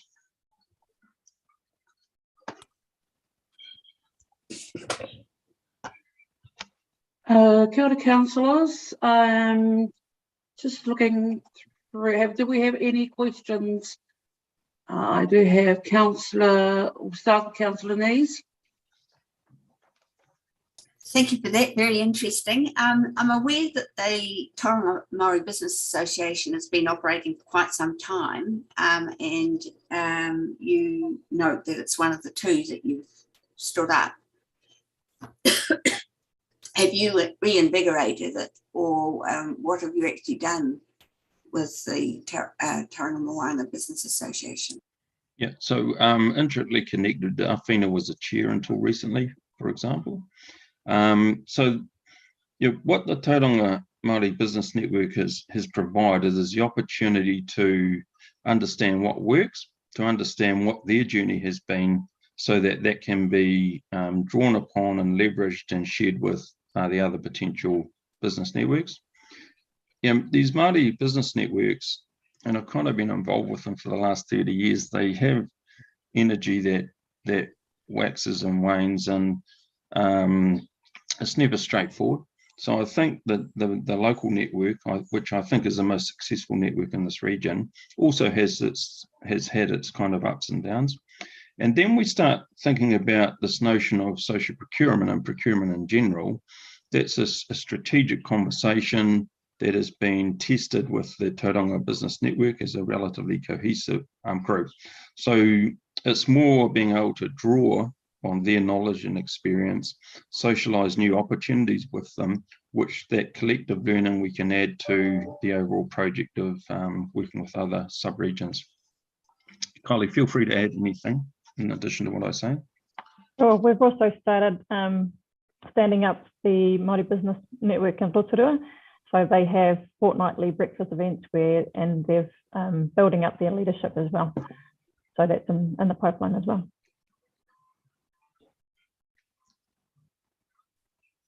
Are there any other questions from councillors? Taru here. We don't. Te Taru, kia ora. Can't see your hand up, Te Taru. Oh, have you got sorry, a question, Te Taru? Okay. Yeah.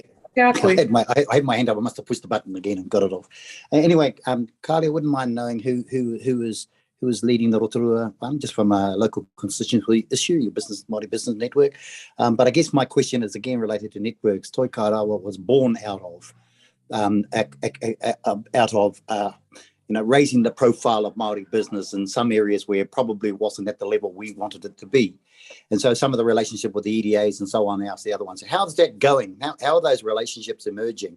I would assume after this period of time that you're aligning or you're working in very well. There's an acceptance, not of territory, but everybody has a goal to improve our overall economies of the community. And yours specifically is there to supercharge, or hopefully supercharge, as I'm hearing, the Māori economy or the Māori business in the space. Can you comment on that, Te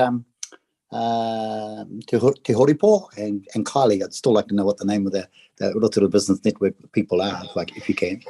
So if we look at even the priority one as relationship, which was probably our most advanced and established, priority one have now moved to hardwiring Toi Kairawa into the constitution. So we together with iwi, we sit around the board table, for example, and have this a say there. We're co-located, which makes a huge difference. So when there are mihi whakatau and so forth, the priority one staff are there and they're fully participating. For example, if we look at across the region, within Rotorua, we have a staff member in Rotorua, and she will be co-located at the local EEA over there too. So where we have people in region, that we will work closely with the in-region EDA. Awhina, in terms of, as I mentioned, is working across the business. So we will also be working across those strategic relationships, and from a Toi Kairawa board's perspective, deepening the relationships across the board with the EDA network as part of that purview. Kylie, you might be able to provide a little bit more detail and examples. Over to you if you've got any comment. No comments on that, Te Horipo, but Tiare Tepa is the one leading the Rotorua Business Network, and they're calling themselves Pakihi Ora. He's also got Aroha Dorset involved, but they're still establishing themselves. Tiare Tepa, his mother is of the Virko whānau. So yeah. Kia ora, I know them. Kia ora. Aye. Kia ora kōrua. I don't seem to have any questions from the other councillors, but I have a question. Before I have a question, thank you for coming to update us. And I really just want to go back to the inception of giving support to you. And one of the things is we as the Māori councillors had supported in bringing you aboard to assist us in, I guess, giving us a helicopter view across the whole region of where the Māori economy sat. And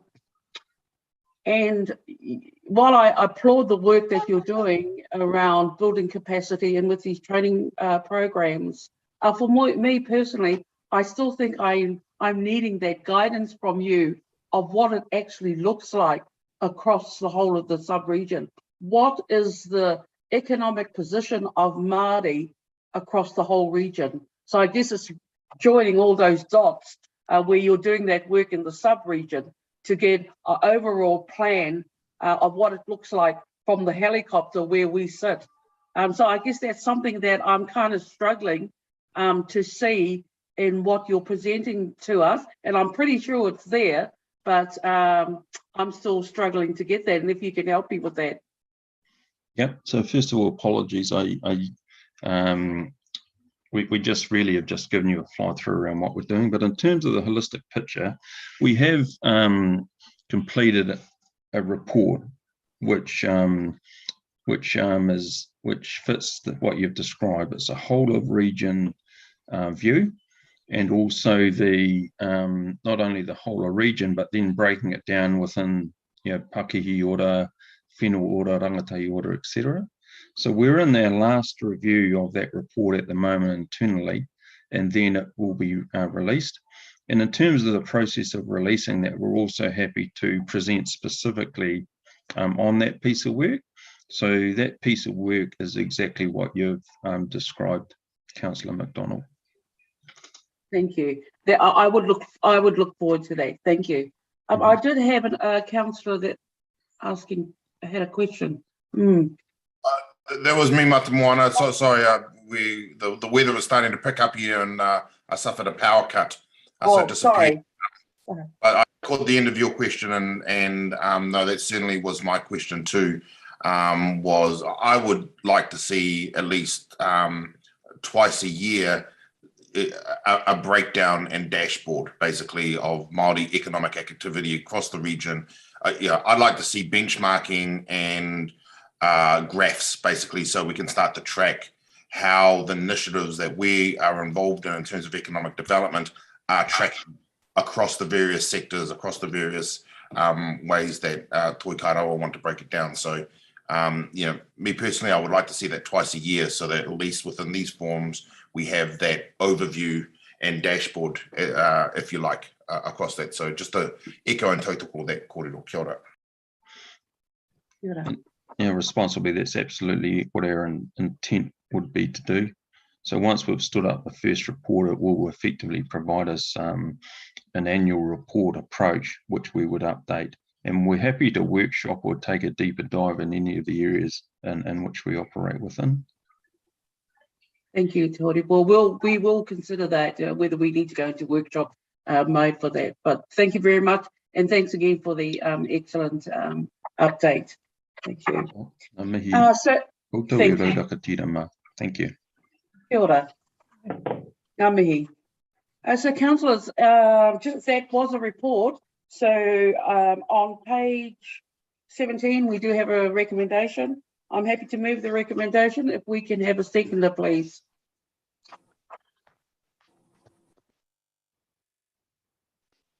Thank you. Thank you, Councillor White. All those in favour, raise your right hand. Thank you. Those against? Carried. Thank you. Now, moving along, councillors, we are a wee bit behind time, so we will move to the rest of our reports.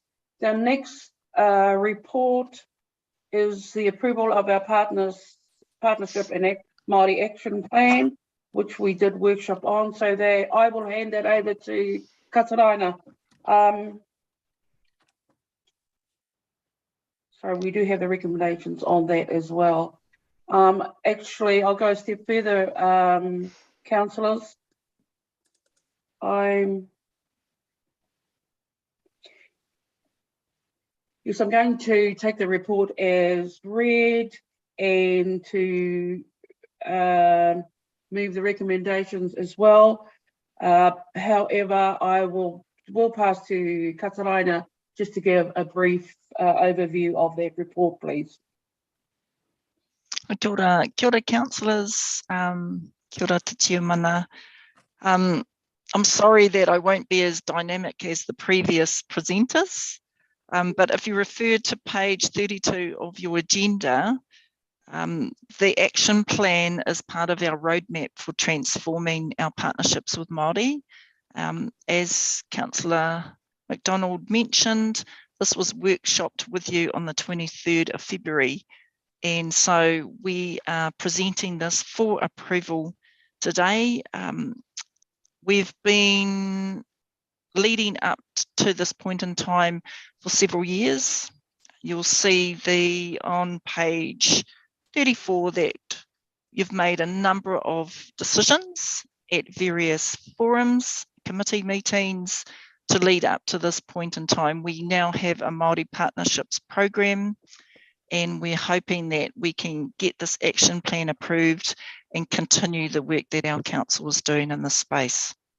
I have Tony Briggs online as well, who was the program manager for this piece of work. So we are both here to answer any questions. Kia ora.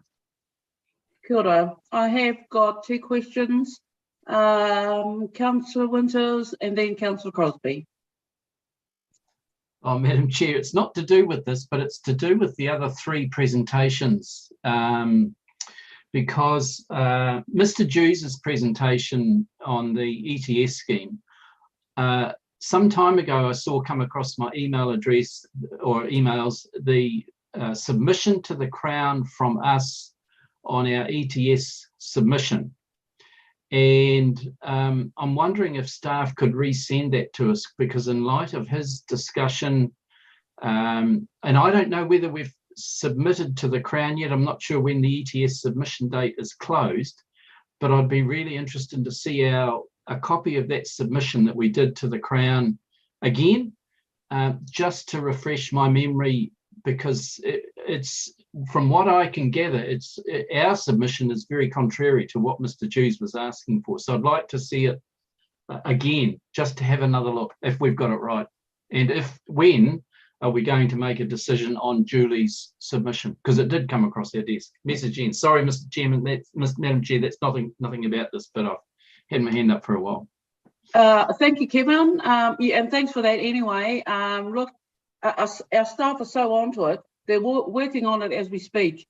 So I did get message from them, because I did message them myself where we were with our submission. So staff are onto it at the moment. So no doubt we will be getting some correspondence in the over the next few days or weeks regarding that. So thanks for that anyway. Good. Councillor Crosby. Kia ora koutou. Probably not being controversial, but in the light of this morning's discussion and the commentary from Tina Thoreau, who I've heard now for 4th time, and always interested. She did make a comment that we need to get into the space of institutional arrangements rather than fancy engagement strategies. So my question is this document and the action plan, which I support, by the way, steering us into the right direction, or is it a lot of words that may not hit the mark as in the terms of tangata whenua's expectations? I think that's a good point you make, Stuart. However, the other comment that was made by probably Annette Sykes, who most of us know have been very, very outspoken in advancing Māori rights, and her comments to us, what she was patting us on the back basically, is that we're on the right track and to keep going. So I shared a similar view to you previously, even with Te Honanga, and now we've got the whole country that's going to be taking on board Te Honanga. So I hear what you're saying, but I think this is just par for the course ahead. And sometimes it's just a necessity that we've got to have these in place really to navigate where we want to go externally. So I hear what you're saying. I guess the proof will be in how we actually implement these flash documents, so to speak, and our actions, in the implementation of those. That's our big challenge, I think. Look, thank you for that. And I guess if I have one reflection, and you're right, this space is moving rapidly in a positive way, I might add, in terms of review provisions, Tony. I think this has to be like literally a living document. And if it's to shift the dial, which hopefully it will, because there's a significant investment in this by a lot of people, that it's kept up to date and looking ahead constantly. And I'm not sure if I picked up sort of the review options in there. That was all. Thank you. If I may, Madam Chair, just to answer part of your question, Councillor Crosby, is that in the action plan, we have an extension of Te Honanga planned that is a wider Māori relationship engagement strategy that the author of Te Honanga, Anaru Verko, is also going to develop. So we recognise that this is complex and challenging and also opportunistic, and our future document will be representative of that. Yeah, I think another interesting comment that was made by both presenters, and they were actually, I thought, contrary to one another. However, I think it's around looking at what is best for us in our place, and that were their comments around co-governance. You know, co-governance is not going to suit all, but does it suit what we're doing here? And I think the answer for us is yes. However, in my saying yes, it is not the end of the journey, because there are shortfalls also in co-governance from the perspective of tangata whenua and Māori. So co-governance, in my view, for our place and our people, yes, but it's not the be-all and end-all. It is just part and parcel of a tool in the journey that we're still taking. Back to you, Kat. Oh, sorry. 2 questions, Kat, from Councillor White, Councillor Eating. Yeah, this is more about just commenting on where Stuart's comment was, Madam Chair.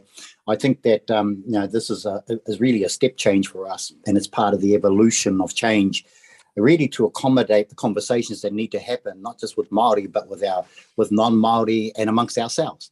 So it's a step change. And what I picked up from Tina is that Tamanotawa, for example, is about application and implementation. And I think what we're talking about here with our engagement strategy as a step change is really that doesn't stop us from being quite innovative about how we apply and implement ourselves across the region.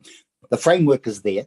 It doesn't take away from us the opportunity to step change within the step change in order to accommodate a better outcome. And it's that flexibility, I believe, is there within the existing framework. Somebody might disagree, but I think it's there for us to apply depending on circumstances. But it's a good step change, one that we can manage. Councillor Iti. Yeah, kia ora, Madam Chair. I'm just really echoing the sentiments of Councillor Crosby and Councillor White, that this is a living document, and it's possibly for future councils as well, but that we keep front of mind that as this dynamic space evolves, we're going to have to evolve and be adaptable. And so, yeah, I am just echoing that. This is a living document, and it will shift and change as the situation changes, and changes is challenging, no doubt about that. So kia ora, very supportive, thank you. Kia ora. Back to you, Katarina. Have you got any further comments, you or Tony? Oh, kei te pai, Madam Chair. I'm happy to take any other questions. All the information's in the report, and in the appendix you'll find the action plan, our partnerships with Māori Statement, and other key references. Thank you. I don't have any more questions, so I'm going to move the recommendations in the report. If I can have a seconder, please. Councillor Iti. All those in favour, raise your right hand. Thank you. Those against? None. Carried. Thank you. Thank you. Thank you, councillors. Moving to our next report with our treaty update, and there I'll pass it ako to you, Herwini.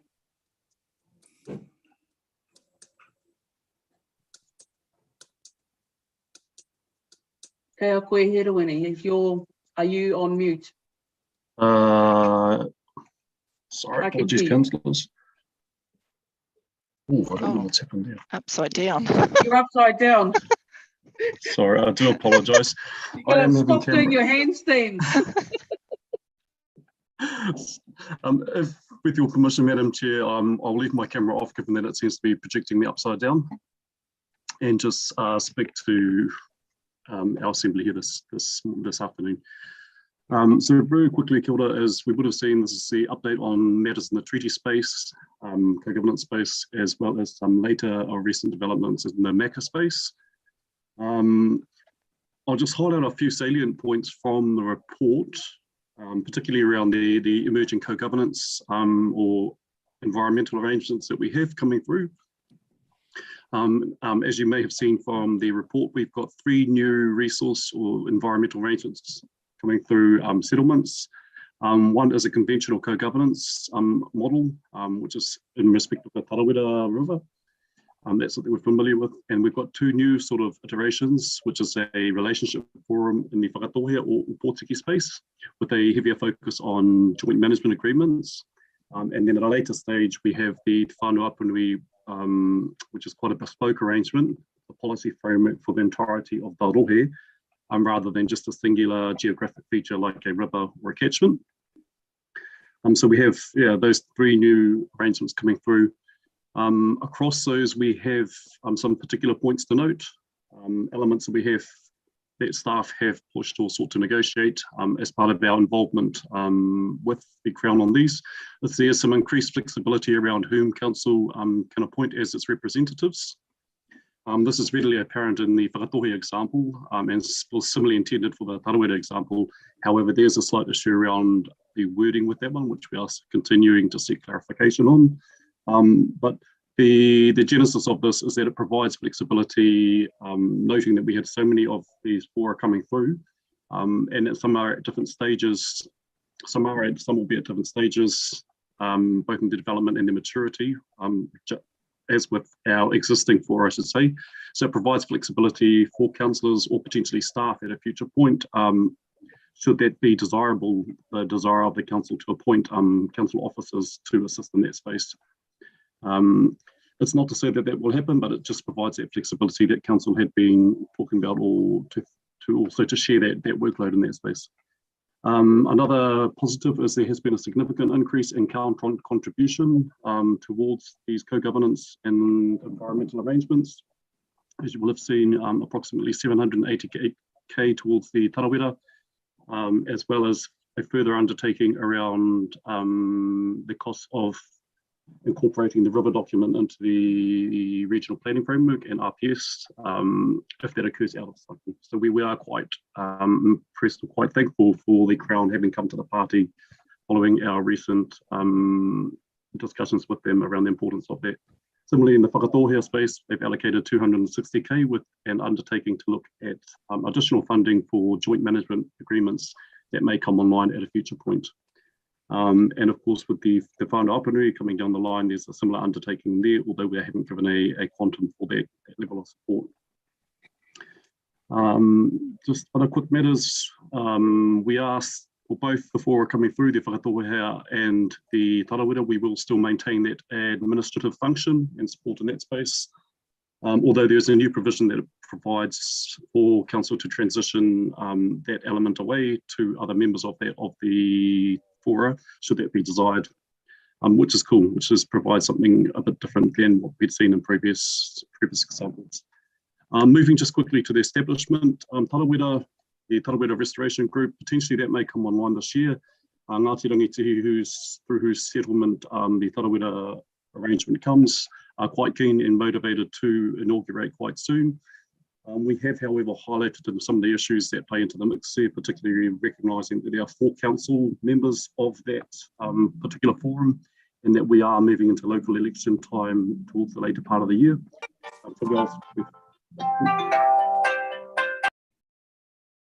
We have held preliminary discussions that those conversations remain ongoing, and certainly we will look to update our full council, particularly by around the August meeting. We should have a better scope on the timeframes and the shape of that inauguration. And then we've got the later stage whakatauhea and Apanui, Whānau Apanui arrangements. We don't expect those to come online till 2023.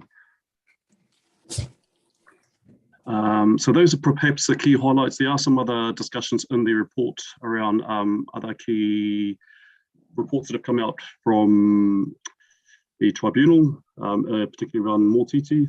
The key development there is the tribunal's given a clear indication around who speaks for the tangata whenua in there, and it gives really good advice for us in dealing with the different tangata whenua groupings on Mōtiti.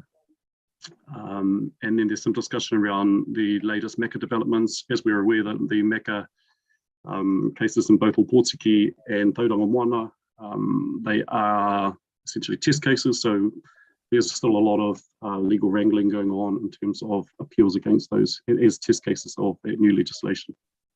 But that is essentially the key points. And through you, Madam Chair, I'm happy to take questions from the floor. Thank you, Hirone, for that report.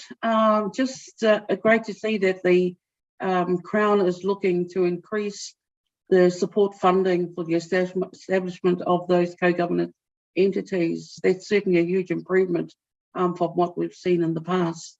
Be interesting to see if it does pan out to be enough money for what we need to be doing, but that's certainly a huge step forward from past years. I don't seem to have any questions for you, Hirone. There are no hands up, so thank you very much. Councillors, to the recommendation of a report, if I can have a mover and seconder for that report, please. Thank you, Councillor Crosby. I'll take you as the mover. Seconder, please. I can't see the hands. Thank you, Councillor White. Raise hands, please, for if you're all in favour. Thank you. Those against? None. Carried. Thank you. Okay, we're at our very last report of the day, councillors. This is the Chair's report. I'm going to take the report as read, just to raise two. Sorry, that's somebody. Just raising two items in the report, just on page 71, around the making good decisions kaupapa regarding providing observation experience for those that currently hold the certificates, which I'm totally in support of, and being initiated by our own staff in Reba and Fraser. So it's something that I myself will take advantage of. I haven't had any experience myself other than just sitting on our council hearings committee. So certainly an opportunity that I myself will take advantage of. The other is around the recognition of our Te Honanga document, and it now being used as a national template. So, you know, congratulations to our staff for having put that together and got it to where it is, and now it gaining national recognition to help others. So those are the two highlights really I wanted to raise. So once again, I'll be happy to move that report. If I can have a seconder, please. Thank you, Councillor Iti. All those in favour, raise your right hand. I'll see your hands. Thank you. Against? None. Take that as carried. That's the end of our day today, councillors. It's been a long day. We've had great presentations. This does conclude our Komiti Maori meeting. Thank you to all our presenters making the time to present at the hui, and to the members of the public who have been watching our live stream. So now I'll pass to you, to Taru, to close our hui for the day. Yeah. Ngā mihi e te tiamana me koutou hokinga me mo te kaunihere me ngā kaimahi. E pai ana te kōrero e irunga te kaupapa nui I tēnei rā. Nō reira tēnā koutou, tēnā tātou. Just saying, yeah, great meeting, great presentations, and thank you, Madam Chair and members of the board, and of course our staff. So on that note, very short karakia, kei noi tātou ki tau, ka tātou katoa te atawhai o tō tātou ariki ahu kraiti. Me te aroha te atua, me te whiwhinga tahitanga ki te wairua tapu.